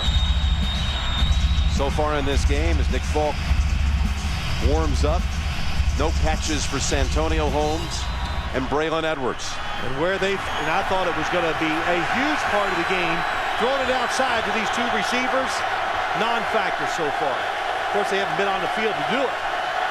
2nd and 1, 33 seconds. Picked up, Sanchez. Oh, almost intercepted by Timmons. They were going for the score. There's a flag. Holding on the defense.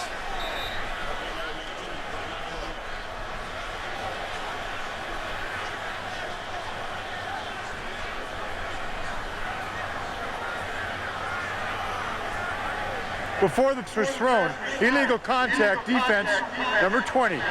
5-yard penalty from the previous spot, an automatic first down. Balled on McFadden, puts the football at the Pittsburgh 34. Yeah, it's a good idea. Bottom of your screen, it's going to be a little double move, a little fake. Oh, and he's got him. Good job by McFadden. Roethlisberger reacting to what he thought was a opportunity for an interception. Wouldn't have mattered. Penalty on the Steeler defense. First down Jets. 28 seconds from the 34-yard line.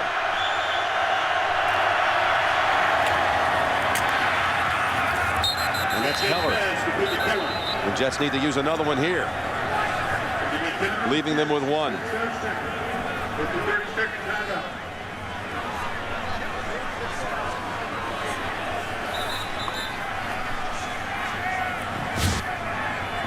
College basketball next Saturday here on CBS. 1 o'clock Eastern time. Some will see Tubby Smith's Minnesota team taking on Purdue. Florida against Mississippi State. And then on Sunday, Duke and St. John's. Coach K, Steve Lavin, the Blue Devils, and the Red Storm on CBS. Tell you what, I wonder if the Jets, after what they've seen, I know it's at the end of the half and the defense is not aggressive, but maybe in the second half, you change it up. Your running game's not working. Maybe you come out in a hurry-up offense. Tire the Pittsburgh defense out. This is their deepest penetration of the game. From the 24. Going to the end zone and almost intercepted again. It was Ike Taylor who had his fingertips on it. Throwing to Santonio Holmes with Sanchez. Well, what did Ike Taylor say the last time? Top of your screen, they're going to go. Again, Mark Sanchez trying to look it off and go for the big play. Ike Taylor in awesome position the whole time. The last time they played, they're good friends. He goes, I dreamed about matching up against him every night. You're going to throw it down the field. Your receiver has got to go.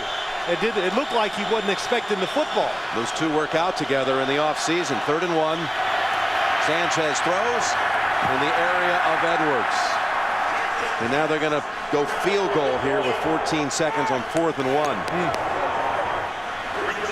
They'd like to get a few more yards in those last 2 plays. I thought, you know, as you see it always, thought, well, would they sneak a run in there just to get themselves in good position or better position for the field goal try? Folk has never missed in his career at Heinz Field, 4 of 4. He did miss from 30 last week. The week before that, he had the game winner against the Colts from 32. This is a 42-yard field goal attempt. Nick Folk, and that kick is good. Kick is good.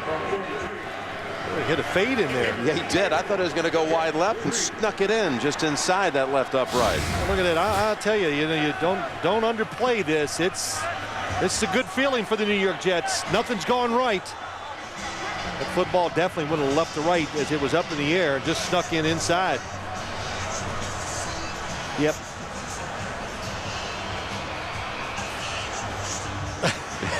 That's good.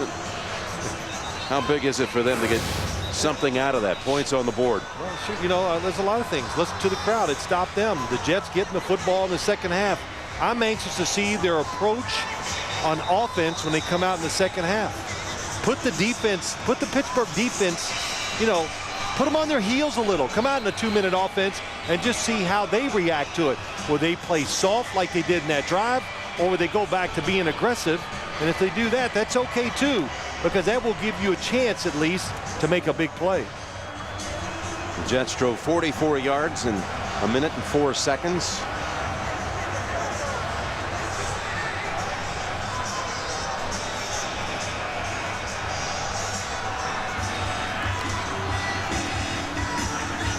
I suspect this will get too much airtime from Folk.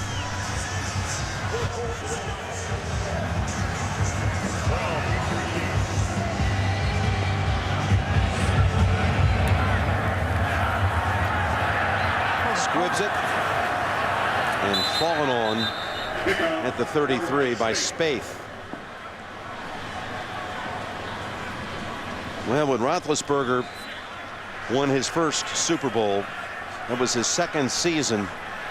They beat Seattle up in Detroit to win it, but on their way there, they beat Denver in the AFC title game. And Roethlisberger and the Steelers led in that game at halftime, 24-3. Tell you the other thing, just watch him run out in the field. That Charlie horse he had in his left leg definitely doesn't look like it's bothering him anymore. He takes the knee to close out a most impressive first half. That's the end of the first half with the score: the Steelers 24 and the Jets 3. We'll be back with the Sprint halftime report after this message and a word from your local station. Mendenhall got the game's first touchdown. Roethlisberger ran one in from 2 yards out. The defense scored as well.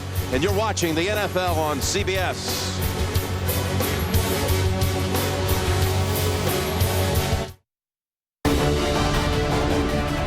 Well, this first half here was so dominant by Pittsburgh. About as close as you could come to a first half checkmate in a championship game.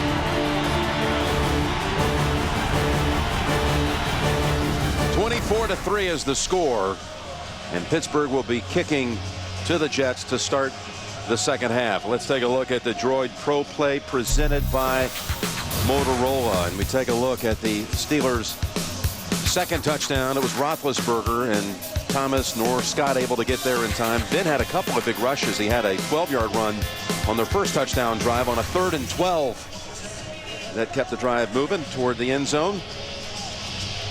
Look at this, 1 total rush yard by the Jets. This is after they put up 106 back on week 15, the most by a Pittsburgh opponent this year. Total yards, you know, when I look at it, Jim, I think I came in today's game just going, can the Steelers' offensive line play well enough to give Ben Roethlisberger a chance to get it done? Well, they have had a terrific first half. Their blocking was the difference. The hard running by Rashard Mendenhall and just timely plays by the quarterback. You said it, almost a perfect first half for the Pittsburgh Steelers. Mendenhall almost had a 100-yard performance in that first half alone. 17 carries for 95 yards. And there is Brad Smith. He went 97 yards to open things back on week 15. They haven't given much of a chance to run it. tonight. Oh, and it slips through his hands. Scoops it up at the 9, and he's in trouble. And boy, is that a tough way to start the second half. How can the Jets possibly get back into this game? Well, you know, you want to play the second half and not make mistakes, and here we go right from the kickoff. But I think they got to change their formula. You heard it at halftime from Shannon Sharp, Boomer Esiason. You got to pick up the pace. You need 3 touchdowns. So the offense has got to be quicker. And, of course, they definitely need a big play from their defense somewhere here in the second half. The biggest comeback ever in championship game history. We were there for it, Phil, 4 years ago. And that's when the Colts were at home, and they came back from 21-3 down to New England to win it in that epic shootout on their way to winning the title, the Super Bowl, as Green shakes off a hit with a straight arm and is shoved out by Ziggy Hood. And it looks like Green may have been shaken up.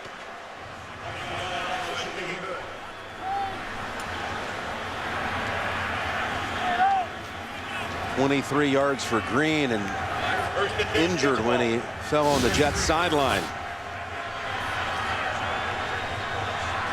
And by the way, Cotchery, who was injured late in the first half, was not in on that first snap. Brad Smith was. This is Ziggy Hood who shoves him out and may have landed on a football. Got to come back here to the snap at the line at the 33.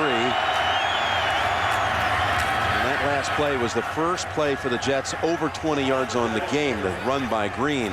That's 8 for Tomlinson. Let's go down to Steve Tasker. Well, guys, I spoke to Rex Ryan as he came off the field, and I asked him about the run defense. He kind of laughed and nodded his head. He said, yeah, he goes, it's our not tackling. Our guys are standing up defensively, and we're getting outplayed. He had nothing to say about the Pittsburgh Steelers, only about how his Jets were not living up to it. He was really disappointed, no doubt, in that first half performance. And really on both sides of the football. And there's confusion here. The Jets are charged with a timeout. Sanchez is saying, wait a minute, you're making an appeal like he didn't want the timeout.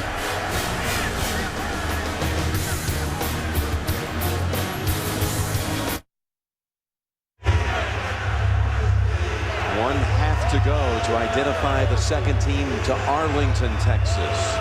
Wedged in between Fort Worth and Dallas. Green Bay is already set. Jets report the Cotchery hamstring injury. He had one during the regular season, too questionable to return. 2nd and 2. Now let's reset this as they run it with Tomlinson, and they lose a yard. They were not, as it turns out, charged a timeout. The officials owned up to the fact that the down clock, the play clock, had not been reset to the 40. Yes. Sanchez won his appeal and was able to get back the timeout. They reset it to 25 seconds, but Lamar Woodley on the outside. Look, they told us last time they got outside on Lamar Woodley and James Harrison a few times, but they set the edge so well that I didn't think they would try it too often today. When they have lost. 3rd and 3. And that's a first down catch as Holmes finally has a grab coming back to Pittsburgh. He picks up 16. Well, it's an easy read for Mark Sanchez. As he looks down the field, if the receiver has space, that's the guy he's looking at. And Santonio Holmes, Ike Taylor knows him well. Be careful. Sanchez in the shotgun. Boy, he lets that one go. The cold weather, once again, not bothering him when he throws the football. First down at the Steelers 45, and Sean Green, who was banged up, he's back in. They fake the handoff to him. Sanchez on the rollout, throws, he's got Holmes open, and he holds on for the touchdown. What a play. Santonio Holmes broke his route. He held his hand up because he knew he was going to be open, and what a job by Sanchez looking down the field and seeing it. They blocked the edge to give him extra time to throw. Hartstock, the tight end, blocks. So Sanchez can come out, have a little space, not a lot. And how about Santonio Holmes? Only Ryan Clark was back there, but not even close. He had no catches for the first 32.5 minutes of this game, and then he has 2 on consecutive plays, including the 45-yard touchdown. Extra point, good. So 10 unanswered for the Jets.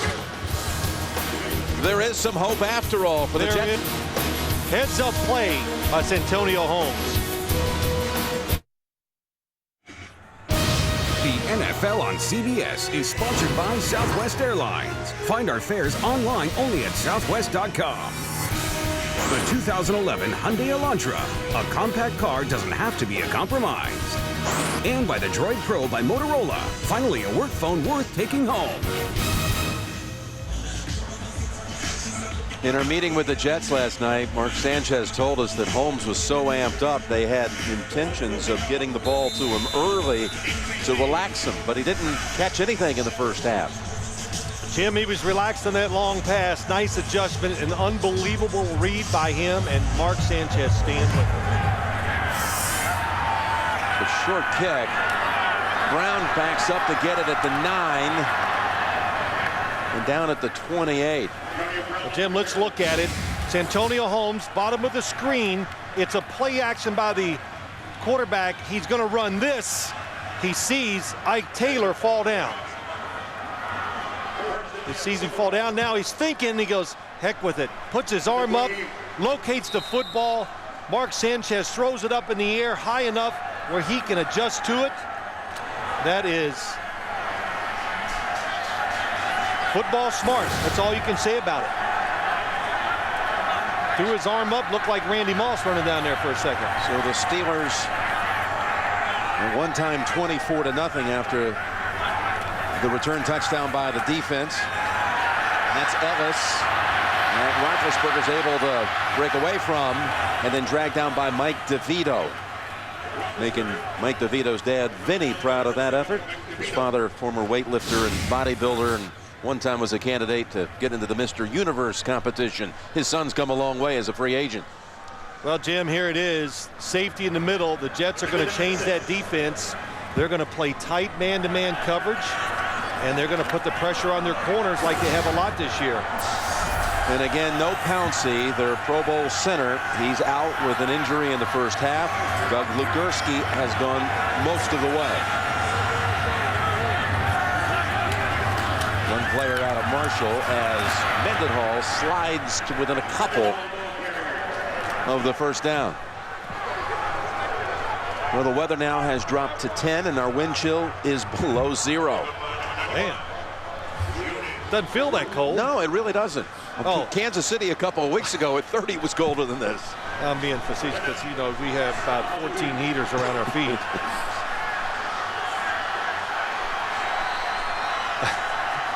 Third and 2. And they go 5 receiver set.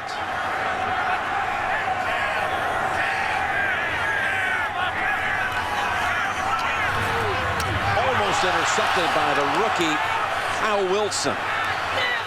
Stepped in front of Antonio Brown, had a play on the ball. They are definitely coming up to the outside, top of your screen. Oh boy, you can't do that if you're a receiver. You've got to fight through the defender and stay in front.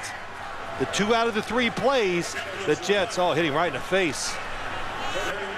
Football got there fast. He throws it hard. With Cotchery out, they've got Cromartie back deep, and the Jets come crashing in, and there is a flag. Westerman running into the punter, and the ball settles at the 25. It was 4th and 2. Did they get perhaps a hand Personal on it, though? foul. No, I guess. Roughing the kicker. Defense. The ball was not touched. It was not touched. 15 yards, the first down. Capanos knocked down by Westerman. Well, Jim, let's see if he does get his hand up. Comes free, not even touched. Watch our supervision cameras. And I could see no evidence that the football was touched.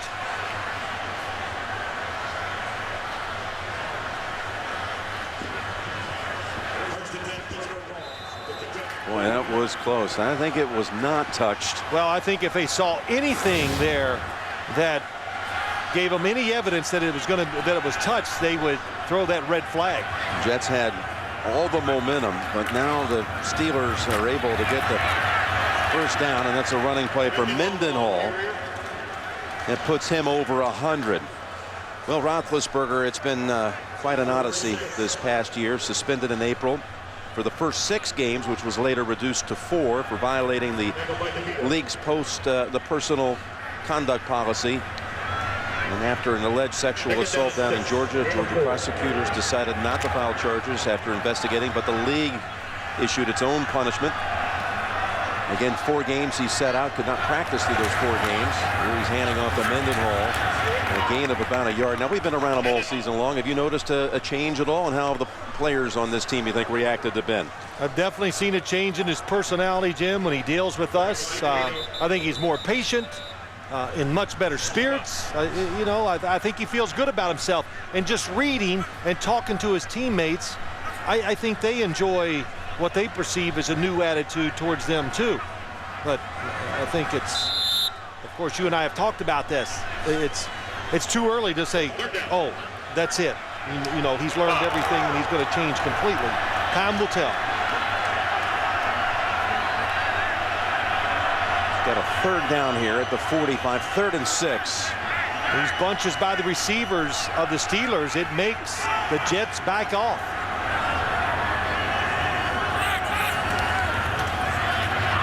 Come in on him. What a catch by Moore, who was somersaulted down by Cromartie, but not until the Steelers moved down the field with another first. Picks up 9. Yeah, Mwelde Moore comes out of the backfield. He acts like he's going to go out in the flat, because that's what all backs do most of the time. Instead of going outside, he turns it up inside. It caught Eric Smith just enough to create that window, and that was a tight window to throw the football into. That was a good piece of tackling by Cromartie on that one. But what a catch, too, by Moore. Steelers fumble the football, and again with the new center. That's the first little misstep between Legursky and Roethlisberger. Recovered for a loss of a yard. See if we can tell what happens with those gloves on. It's hard to drop anything. And it's been Roethlisberger pulling out just a little before the football gets there. Hit him on his fingertips. 2nd down and 11.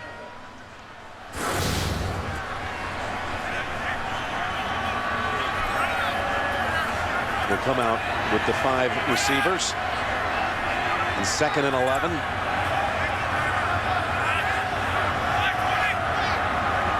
Top of your screen, Rivas on Antonio Brown. Roethlisberger, here comes Coleman. He twists away from him.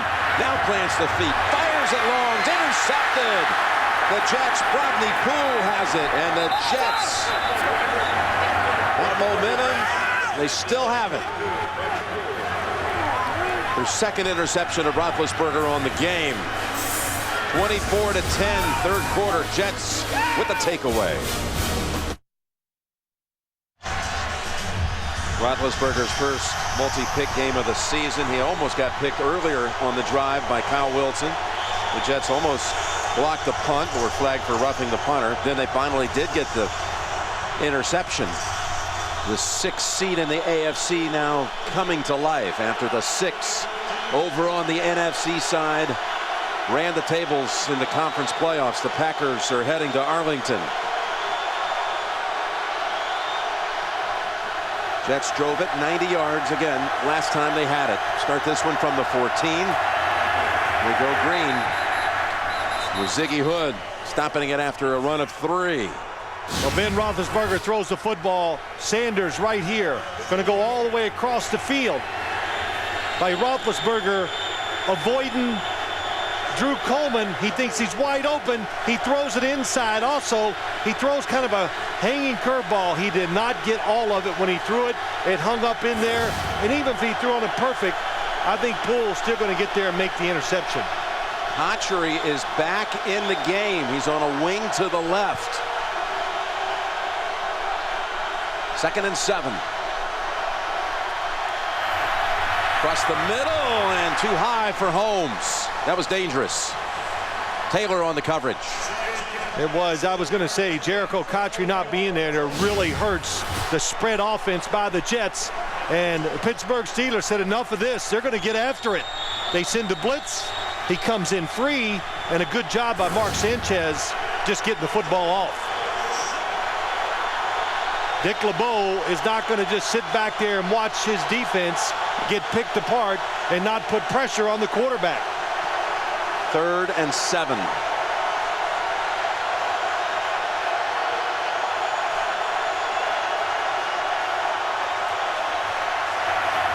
Sideline caught with the feet down, no. Edwards out of bounds, incomplete.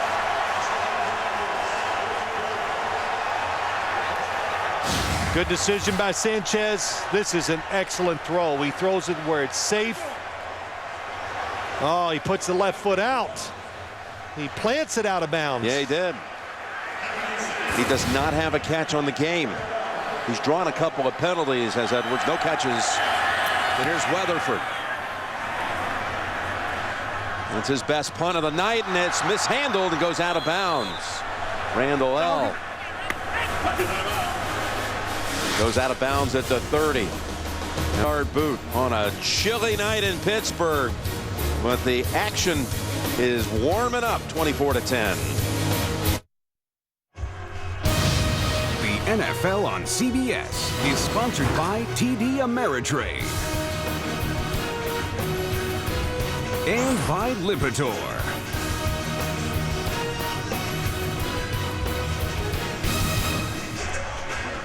Looking down at Heinz Field from the MetLife blimp, providing our aerial coverage. Steelers, since the AFL-NFL merger 41 years ago, in a conference final for the 15th time. It's a record, 15 of 41. We'll start this series with another running play with Mendenhall, no gain.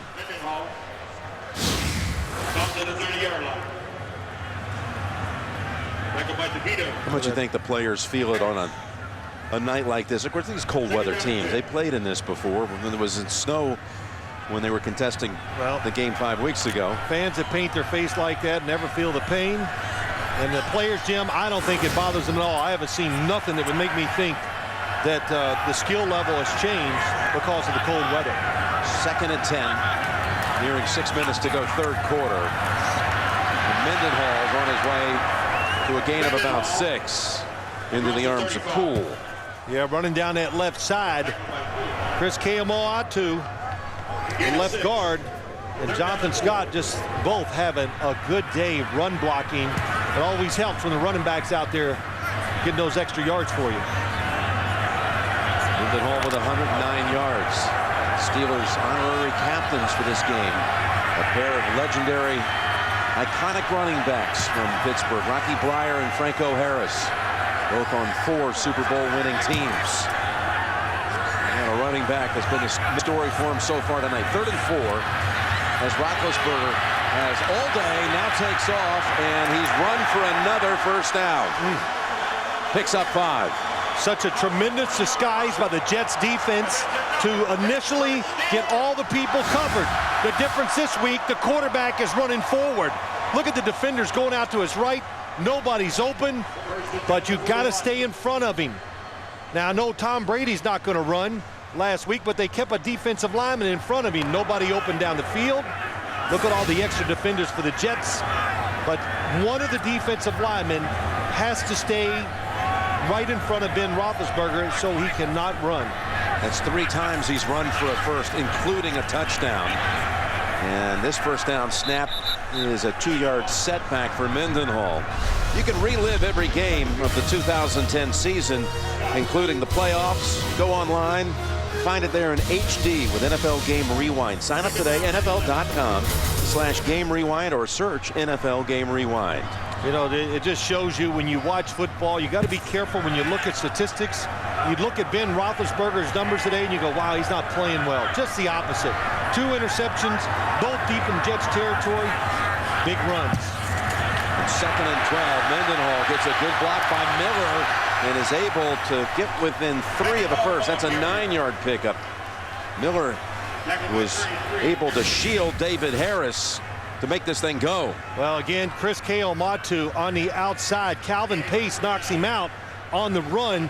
And I'll tell you why he did it, because the last time, watch 68 come, Calvin Pace goes low, because the last time these two teams played, big number 68, the left guard, Keamoatu, was knocking him down like he was a bowling ball. And he does it And then once you're on the ground, he hits you again just to reinforce the point. He's lined up against his old college roommate right now, Sione Bioha. They were same recruiting class at Utah. How about that? On 3rd and 3, Roethlisberger in trouble. Again, able to get away. Is he going to run for another first? There's a flag down. He's hit from behind. He ran for the first, but there are flags down in a couple of areas.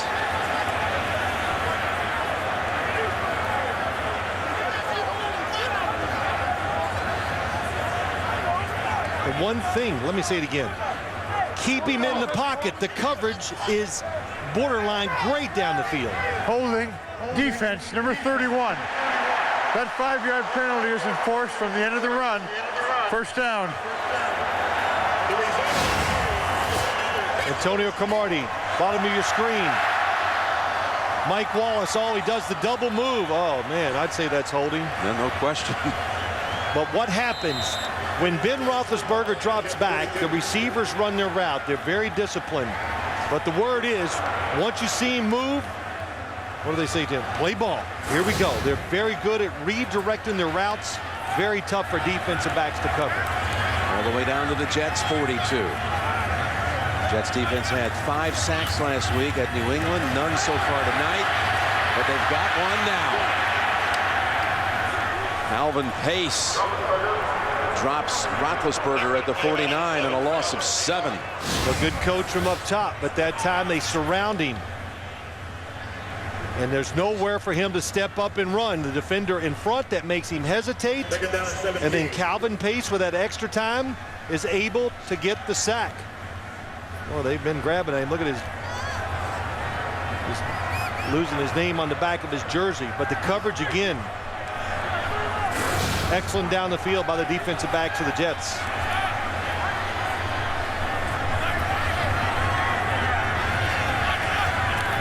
On 2nd and 17, it's Moore, and he's got nowhere to go. David Harris drops him for another loss. This one set back of 3. Oh, what a job. Trevor Price just ruins the play. He times the snap count perfectly, gets in the backfield, ruins the blocking.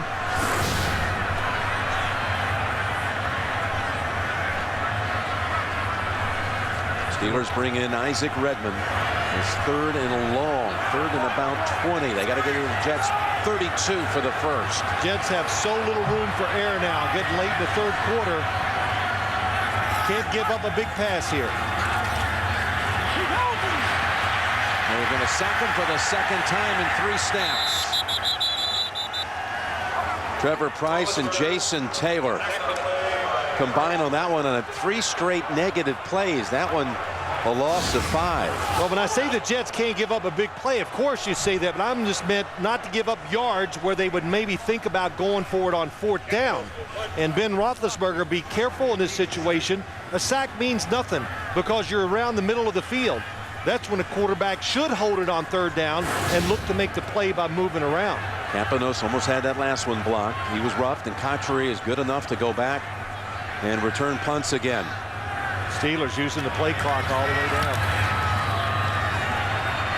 So since that last penalty was called off because of the roughing the punter, that's officially the first punt by Campanos. 37 yards. Jets got to Big Ben 2 times, and they're back on the field with their offense. We're back last minute, 3rd quarter. Jim Nance, Phil Simms, Steve Tasker here at Heinz Field. Jets snap it from the 19.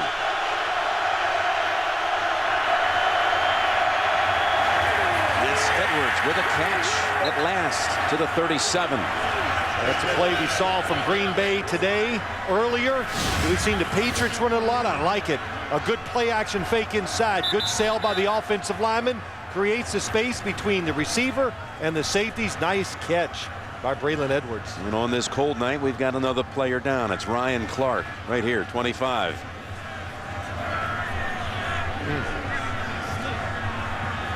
After Mark Sanchez getting hit, you think, man, he might be out of the game. He has come back in and throwing the football well.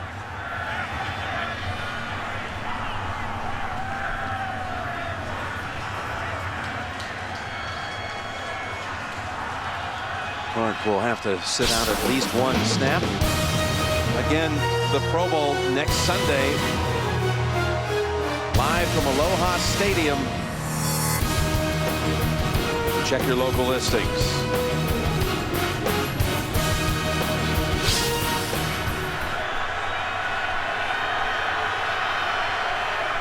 And Monday comes in for him.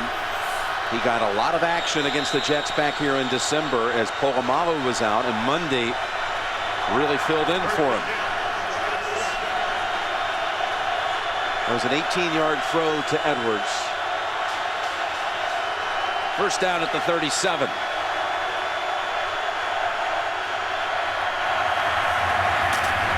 Tomlinson straight ahead for about 4. That'll probably close out the quarter. The Jets with that touchdown on the first drive of the quarter. It's 24-10 heading to the 4th. Back after this message and a word from your local station, and you're watching the NFL on CBS.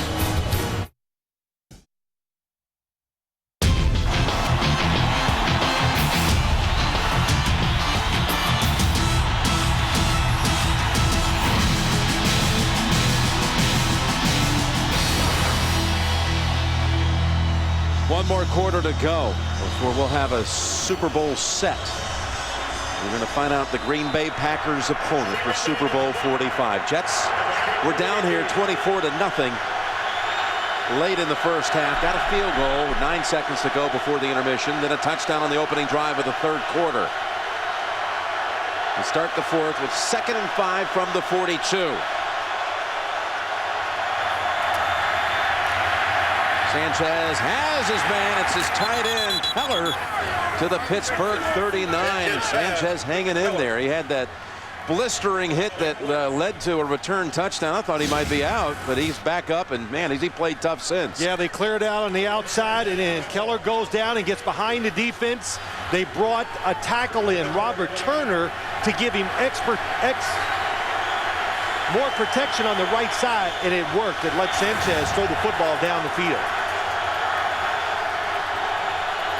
Picked up 18.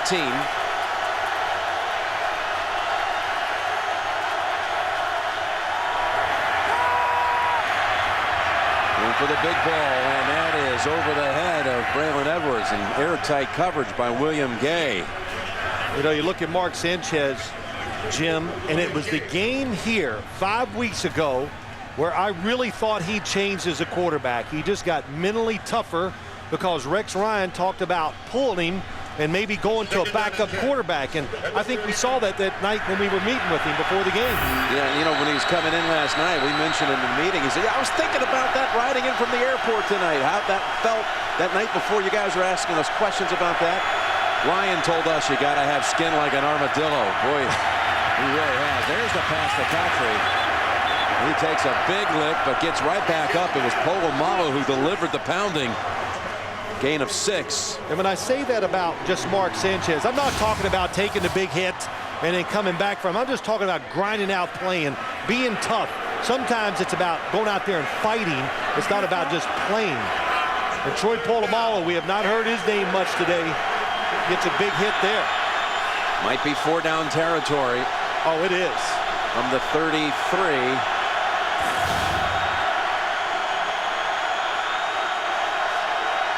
Third and 4.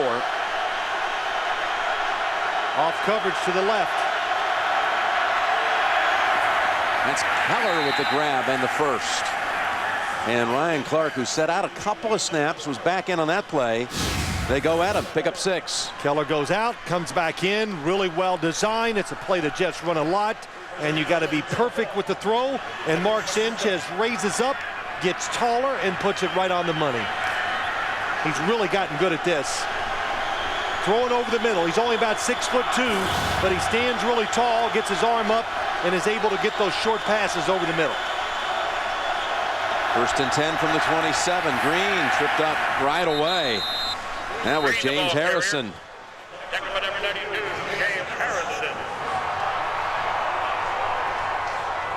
That was 15 at kickoff, opening kickoff. And it's down to 8 and the wind chill of 4 below.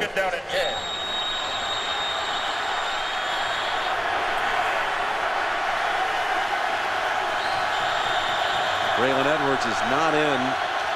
Hartsook is. He's lined up at the top of your screen. Second down and 9. Putting the wide receivers inside on the slot to give them more options.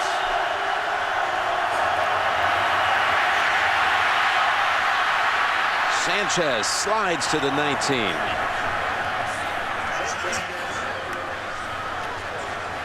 Sanchez wanted a flag there on Harrison, but doesn't draw one. Well, he does the right thing. Coverage down the field is excellent. They got 3 on 2, so there's nowhere to go. And James Harrison looks a little more when you see it. When the quarterback goes feet first, it's a give up. You got to let him go. No, it's what I was talking about. Yeah. Sanchez appealed for it.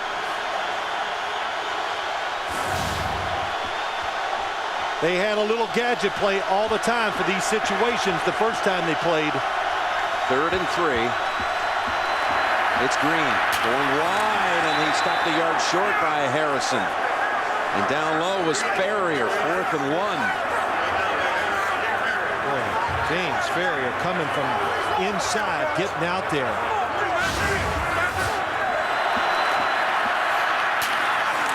James Ferrier, who, when Bill Parcells was coaching the Jets, this was his first pick. He was the 8th pick overall back in the '97 draft.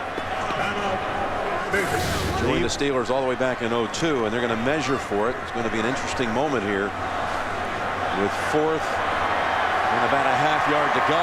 You know what I wanted to say, though, Jim, the last time they played, every time it was 3rd and 1, 4th and 1, the Jets, they snapped the ball to the running back. They threw some play-action passes. Mark Sanchez kept it on a boot.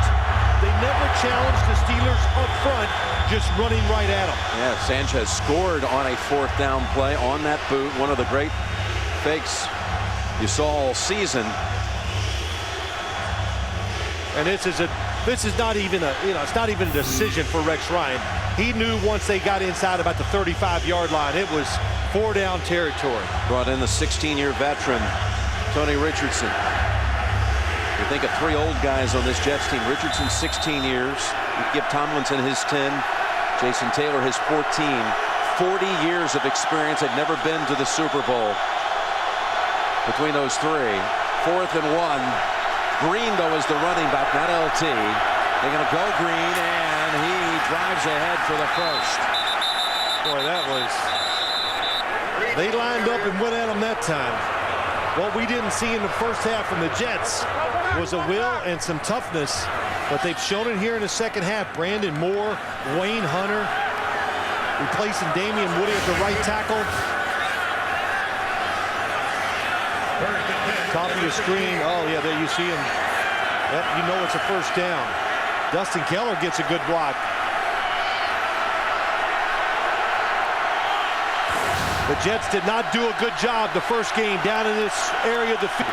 There's only 2 things that Pittsburgh's defense does. They all-out blitz, or they play the defense they're playing now. Uh-oh, mishandled. Sanchez has to fall on it to avoid further disaster. A loss of 8. Oh, man, it's like a umbrella defense. They're running down the field. He took his eyes off the snap. Let's see if he did. Yes, he's looking down the field before the football gets there.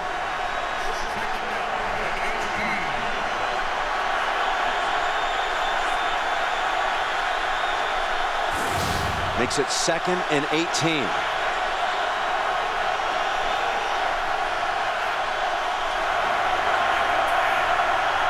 Holmes on the near side. They're going to go draw.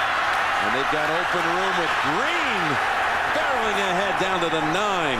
Big blocks by both Nick Mangold and Tony Richardson, and one escape from Ryan Clark to go for 16. Oh, it is. Matt Slauson gets, you're right, Tony Richardson pins Timmons to the inside, and it allows the run to get up the field. 3rd down and 1. Sean Green, when he runs, he can break tackles, a lot like Mendenhall for the Steelers. 3rd and 2. Right. Quick toss. Potcher's got the first, and it's down to the 2. You can hear the blocking outside. On TV, I could hear it. The nice blocks outside, the screen, quick to the outside. Oh, Braylon Edwards, Santonio Holmes, both just completely flush the blocks and allow for the first down to Cotchery. Been an impressive drive. Play number 14 coming up. Tomlinson clears out of the backfield. Green is still behind Sanchez on first and goal. It's Green. Inside the 1. Green, the ball carrier. Yeah, Sanchez looking at the sideline. Let's go. Give me the play. He's right. Keep the pace going. Tackled by Ferrier. Rex Ryan implored his team last night to visualize. Last year that confetti came down on your head. It was not our color. Visualize what it's going to feel like. The t-shirt, the confetti, which there wouldn't be any here, but it's what he told them. The hat that says AFC champions. And his team's come back from 24-0 down. Gotta hurry. Yeah, there's not a lot of, again, down to 2. Sanchez still has it, now throws, and incomplete. It was in the hands of Dustin Keller. Catchable ball. Well, you know, it's well done by the Steelers defense, but the communication from the sideline to Mark Sanchez, rushing the play, you can't sell the fake. If I was the Jets, 2 running plays. LT, the running back, the man who has scored more touchdowns than any player in history without playing in the Super Bowl. Sanchez going up top, and he's almost intercepted. Lamar Woodley had his hands on it. You got LaDainian Tomlinson in the backfield. He can jump over the defenders. It even looks like the Steelers are playing pass. Trying to hit Santonio Holmes. That's about, I've lost count. It's at least 4, maybe 5 passes that have been knocked down. They are ready for the quick stuff. Here we go, 4th down. They've already converted on a 4th and 1 on this drive. A must right now. Straight ahead. Second chance. Push back and no. A goal line stand by the Steelers. Tomlinson is stopped short. They went right up the gut. And it was completely blocked up by Pittsburgh. The Jets just ran 17 plays, used up 8 minutes and 6 seconds, and come away empty. Now remember, the Jets did get a safety right down here in this end zone. Jason Taylor back in the game 5 weeks ago. Roethlisberger in a mishandle. It's going to be a safety. There it is. A mishandle on the exchange again with the backup center, Legursky and Roethlisberger for the 2nd time in this half. And it puts up 2 on the board for the Jets, and they'll get the free kick coming their way. That wasn't even close.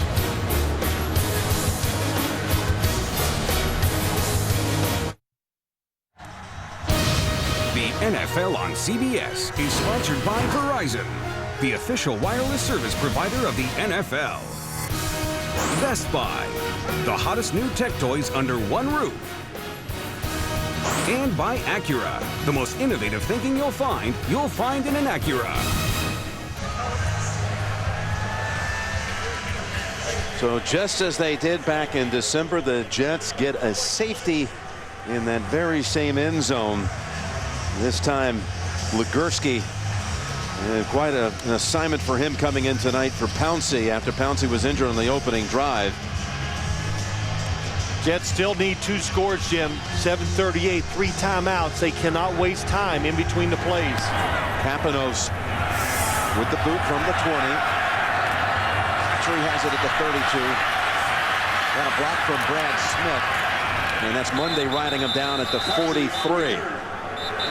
Jim, let's go back to the sequence. The play that's going to be talked about. The pass from down so close that almost gets intercepted. Then 4th down, you think, okay, he reads it right. There's really nowhere to go, but he gets it down to about the 2 to 3 inch yard line. And then the snap by Legursky. He's too worried about the guy he's blocking. He throws the football back. It goes low. Nothing Ben Roethlisberger could do about that. All he could do was make sure he recovered it and didn't give up a touchdown instead. That's Pouncey on crutches. So first down from the 42, half a quarter to go. It's away from Woodley. Able to release it and connect with Edwards. Good grab by Braylon Edwards. It's a catch. What do you say? Gets away from Woodley. Doesn't fumble the football. Still able. Oh, he switches hands with the ball. How great is that? And how about the throw? It's a catch. Knee down. Watch the left hand. Knee's already down. The knee is down. You don't throw a challenge flag. I wouldn't. I think that replay showed it. 22 yards to Edwards.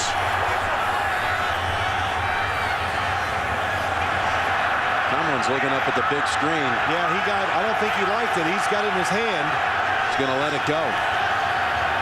Mix up for the Jets and just diving back to the line. Some confusion between Sanchez and Green. It's a play wasted. Mangold might have been hurt on this. Oh, it's Sanchez who dives into the back of his left leg. My goodness. The two Pro Bowl centers of the AFC. First Pouncey out. Now Mangold is down.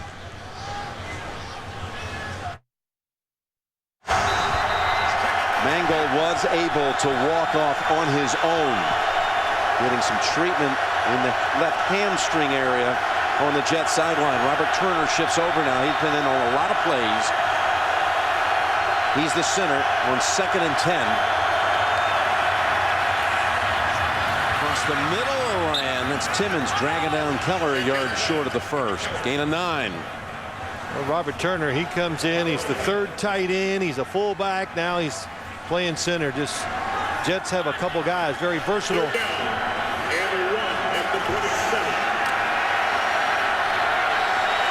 Third-year man out of New Mexico. Jets 3rd and 1. Tomlinson, he was stumbling before he even got a hold of it. And that Steeler defensive front came busting through. Well, what I'm finding out, I see why, as you watch up front, the Steelers just win it again. James Harrison coming down the line of scrimmage, one of the players that disrupts it. But you see why the Jets, last time they played, always had something different. They did not want to run it straight ahead. Looked like Sanchez ran into Tomlinson. A little slight misexecution. And it's another 4th and 1.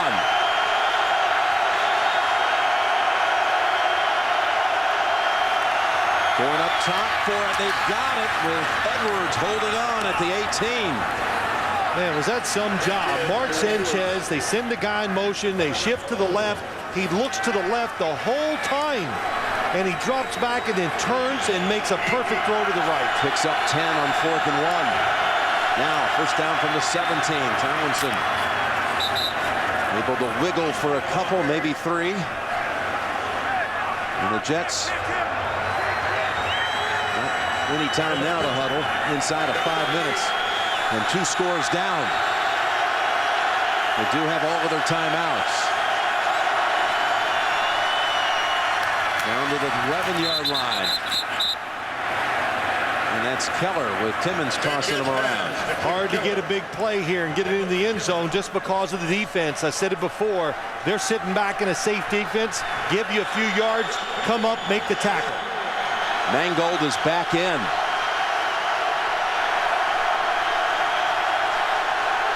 Third and 3. That's Keller again, and he makes the last-ditch effort to pick up the first. First and goal to go. Gain of 5. Rex Ryan rolling that arm around on the sideline. Hurry up. As long as they don't use too much more time with 3 timeouts, 2-minute warning. If they score, good chance of getting the football one more time. They run it with LT, and it's clogged up at the 4. Hit there by Ferrier.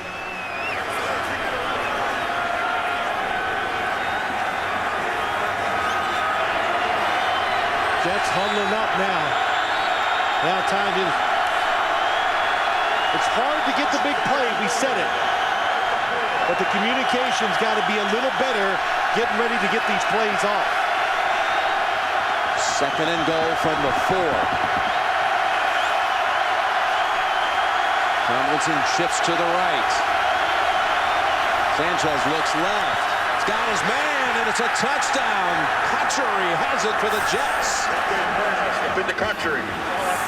Well, that was some play. Shifted it back on the other side to make sure to get one defender away so they can run a pick play at the bottom. And that's what they do. Ike Taylor runs into his own guy, and Country comes out uncovered. Country, who was hurt in that first half, hamstring injury. We're told it was questionable he would return, but he comes back. He's got the touchdown. The Jets have scored 18 unanswered, and they're going to go for 1 here. Kind of thought they might go for 2. Extra point is good. Put it up at 24-20, and if you score another touchdown, who knows? It could have been a 27-24 game. Nonetheless, it's a 1-score difference at 24-19. The NFL on CBS is sponsored by Subway Restaurants. Start the new year right with the Egg White Muffin Melt. And by IBM. Let's build a smarter planet. Visit IBM.com/smarterplanet. Boy, one time it looked like a foregone conclusion. Who was going to take possession of the Lamar Hunt Trophy? It was 24-0. I mentioned the biggest comeback was Colts against the Patriots. It was 21-3. That was not the halftime. The halftime score was 21-6, but at one point in that second quarter, it was an 18-point margin. Everybody up for the onside kick, Jim. I think they'll kick off, use their timeouts too. Tell you what's big is that timeout that Sanchez appealed for right at the beginning of the third quarter that they got back. That's Brown dancing around and able to pick up additional yardage. How did he get free? He steps out at the 40. The Jets had him back near the 20. Well, that was a good return. Jim, let's just go back real quick. Look at the touchdown. Santonio Holmes runs a great angle, and Ike Taylor runs into William Gay that gives Jericho Country the wide open touchdown. And now the field position, even the Jets stop them. They got to go a long way to score that winning touchdown. It was a 27-yard return for Antonio Brown through a lot of traffic. Of course, this score, the Jets doing what they did, it forces the Steelers to be somewhat aggressive in their play calls. They have 3 tight ends and first down from the 41. And Mendenhall, who owned that first half, picks up 2 this time. Jets call the timeout.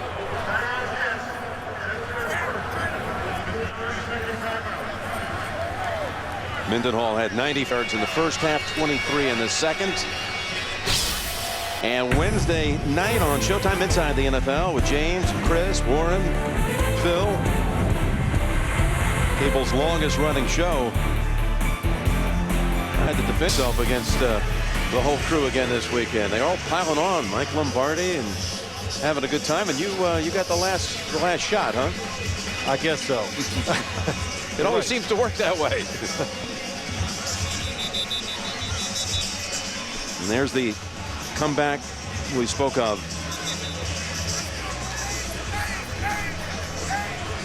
I think the Jets defense right here, no matter what you do, do not let the quarterback run around. If you don't get pressure on him, don't worry about it. Just keep him there, make him make a decision, and throw at the field. The coverage has been very good. Look how tight the Jets are to the line of scrimmage, too. With 2:50 to go. The Jets have 2 timeouts, 2nd and 8.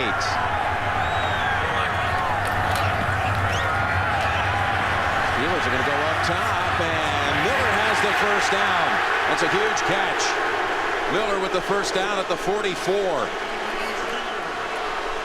Picks up 14. Well, it's a good fake. They got 2 tight ends in the game to make sure that there's no quick pressure on Ben Roethlisberger as he makes the fake and he comes out. Heath Miller coming across the field. Safe throw. Jets have just used their second timeout.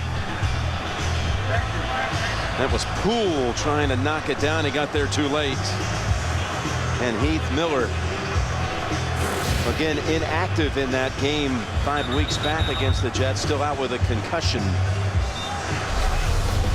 Subway post-game show is coming up. We'll have the presentation of the Lamar Hunt Trophy to the AFC champions, plus JB, Dan, Shannon, Boomer, Coach Cowher will preview Super Bowl 45 coming up on the Subway post-game show. Yeah, he's talking to those linemen blocking. So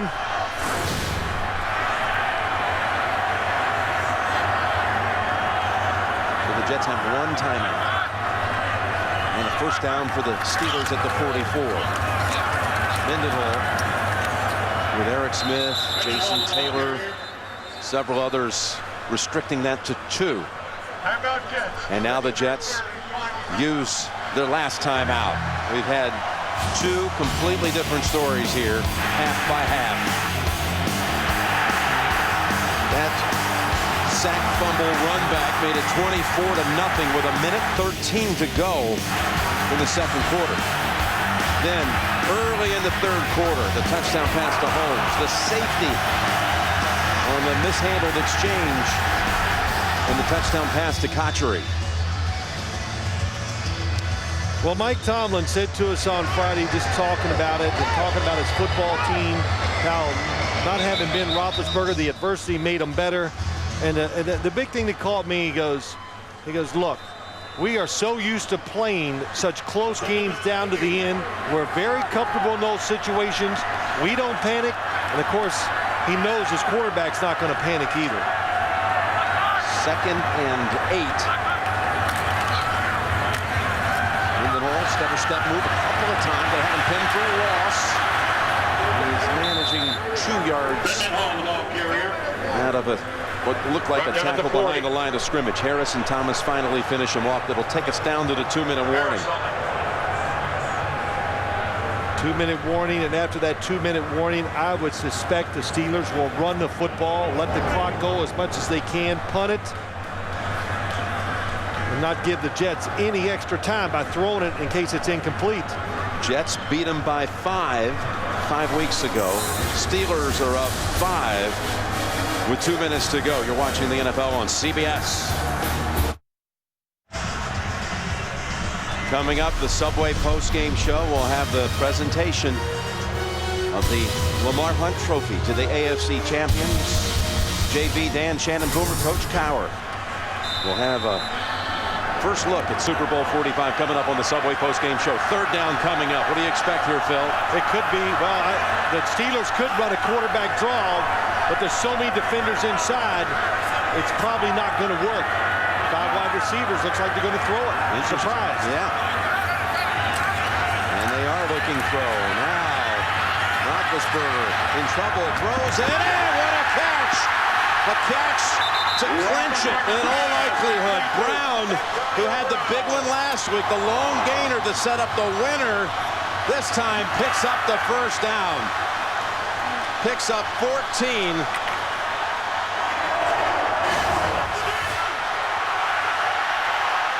They let him get outside the pocket one more time, and I don't even know how he saw Antonio Brown coming. And Rex Ryan knows that's it. What a job. Ben Roethlisberger's movement today, first downs, running and throwing. As you look back, that was the difference in the game. Rex Ryan, who told us last night they'll have to be really good to beat us.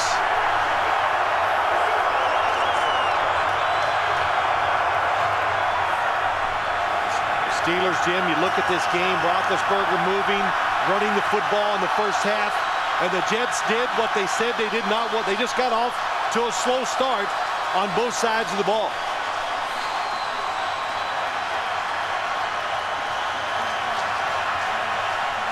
Well, one more snap, and don't forget, again, they've had a couple of mishandles. I don't expect anything here, but last little breath of hope for the Jets, and cleanly exchanged, and another knee for Roethlisberger. Pittsburgh's going to the Super Bowl for the 3rd time in 6 years. Roethlisberger will have a chance to pull even with Brady on the all-time Super Bowl victory list. And Aikman 2. Only Montana and Bradshaw with 4, and Tomlin's going to be the first coach under the age of 40 to take 2 teams to go twice to the Super Bowl. He's already the youngest coach to ever win it.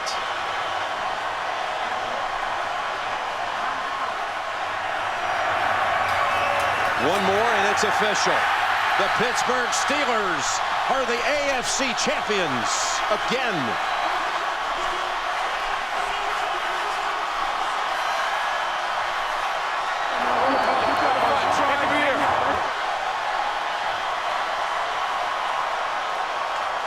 Second time in 3 years. 3 out of 6. And the Jets get all the way to the title game and come up short for the second straight year. Tomlinson had hoped so much to be able to go back to the Dallas-Fort Worth area. The AFC team will be staying in Fort Worth, where he went to school, practicing at his school at TCU, but not to be. It's going to be the Steelers descending upon the gateway of the West. The NFC champs, the Packers, will be residing over in Dallas, and they'll be meeting in Arlington for Super Bowl 45. We wish our friends from Fox, Joe and Troy and everybody, all the very best.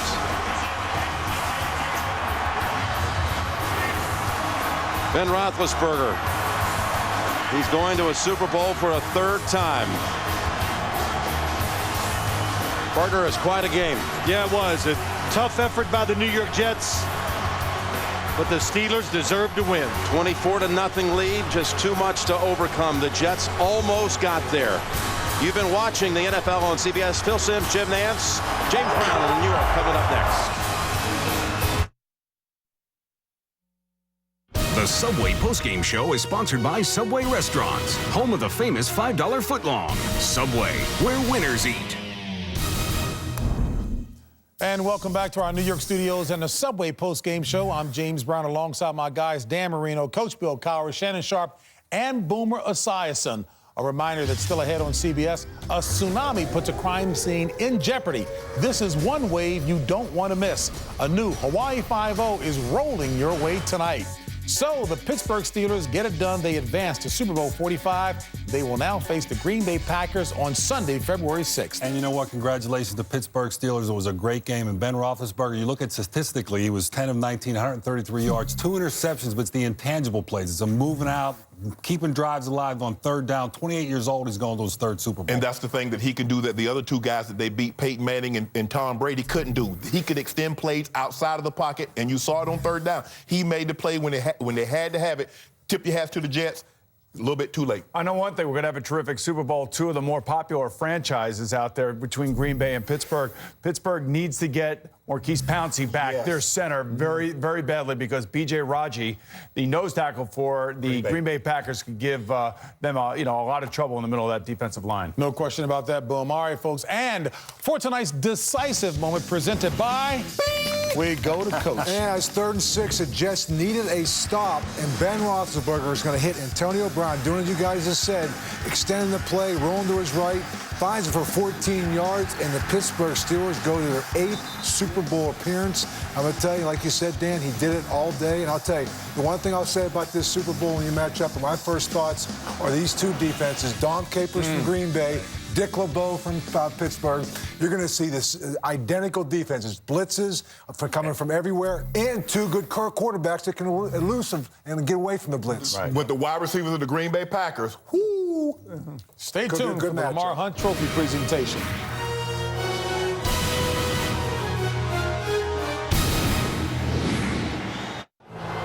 The Subway postgame show is sponsored by Subway Restaurants, home of the famous $5 footlong. Subway, where winners eat. And welcome back to Studio 43 and the Subway postgame show. Still ahead tonight on CBS, it's television's #1 new drama, Hawaii 5-0, and there's an all-new episode coming up shortly right here on CBS. But now, let's get you back out to Pittsburgh. For the Lamar Hunt Trophy presentation, we take you back out to Jim Nantz and Phil Simms. Here's Jim Nantz. All right. Thank you, James Brown. And here we go. Pittsburgh's going to the Super Bowl.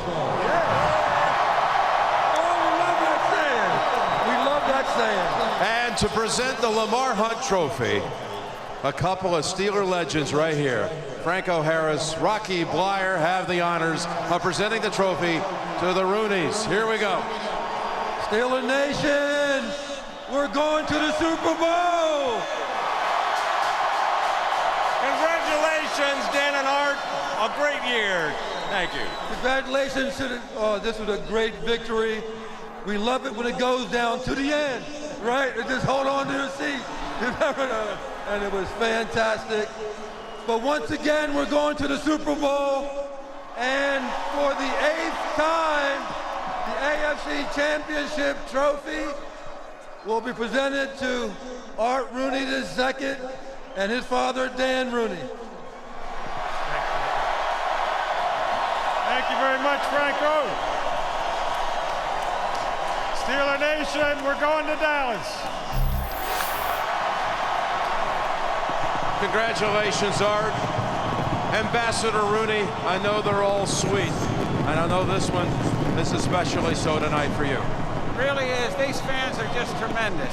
And this football team really played as they should have for these great fans. Well, listen, let me pass this trophy over to him, your head coach. Bring him on in here, Mike Tomlin.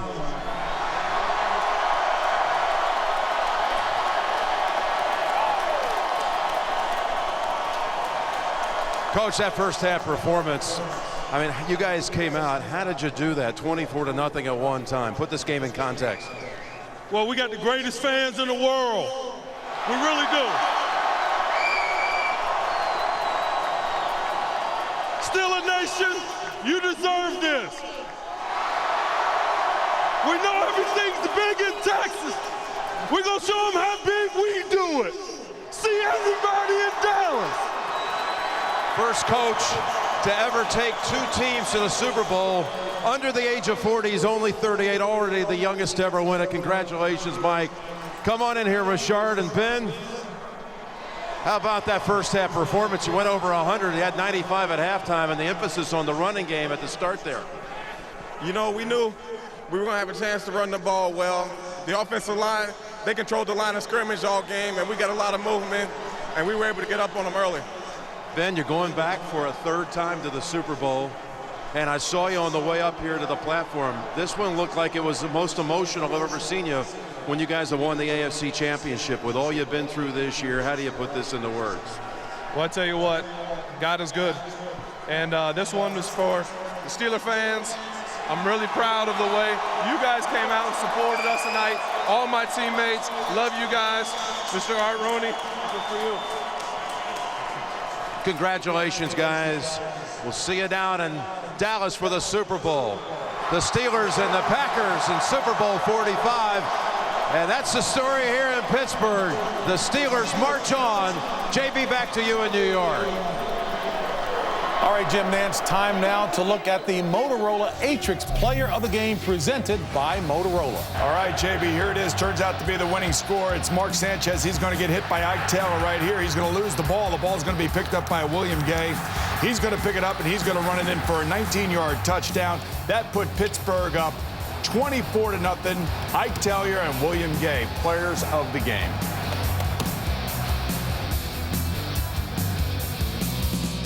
All right, folks, stay with us. We'll continue in a moment. When we come back, we'll hear from Jets head coach Rex Ryan.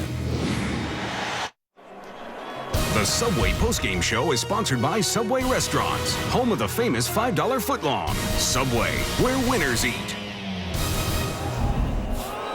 And we welcome you back to our New York studios and the Subway postgame show. Still ahead tonight on CBS, a tsunami puts a crime scene in jeopardy. And, folks, this is one way that you don't want to miss. A new Hawaii 5-0 coming up tonight right here on CBS. And a reminder, you can follow your favorite team and all the postseason action with full games, highlights, and more. Simply go to itunes.com/NFL. Our Steve Tasker spoke with Jets head coach Rex Ryan just a bit ago. Rex, for the 2nd straight year, you get to the doorstep of the Super Bowl and you fall 1 game short.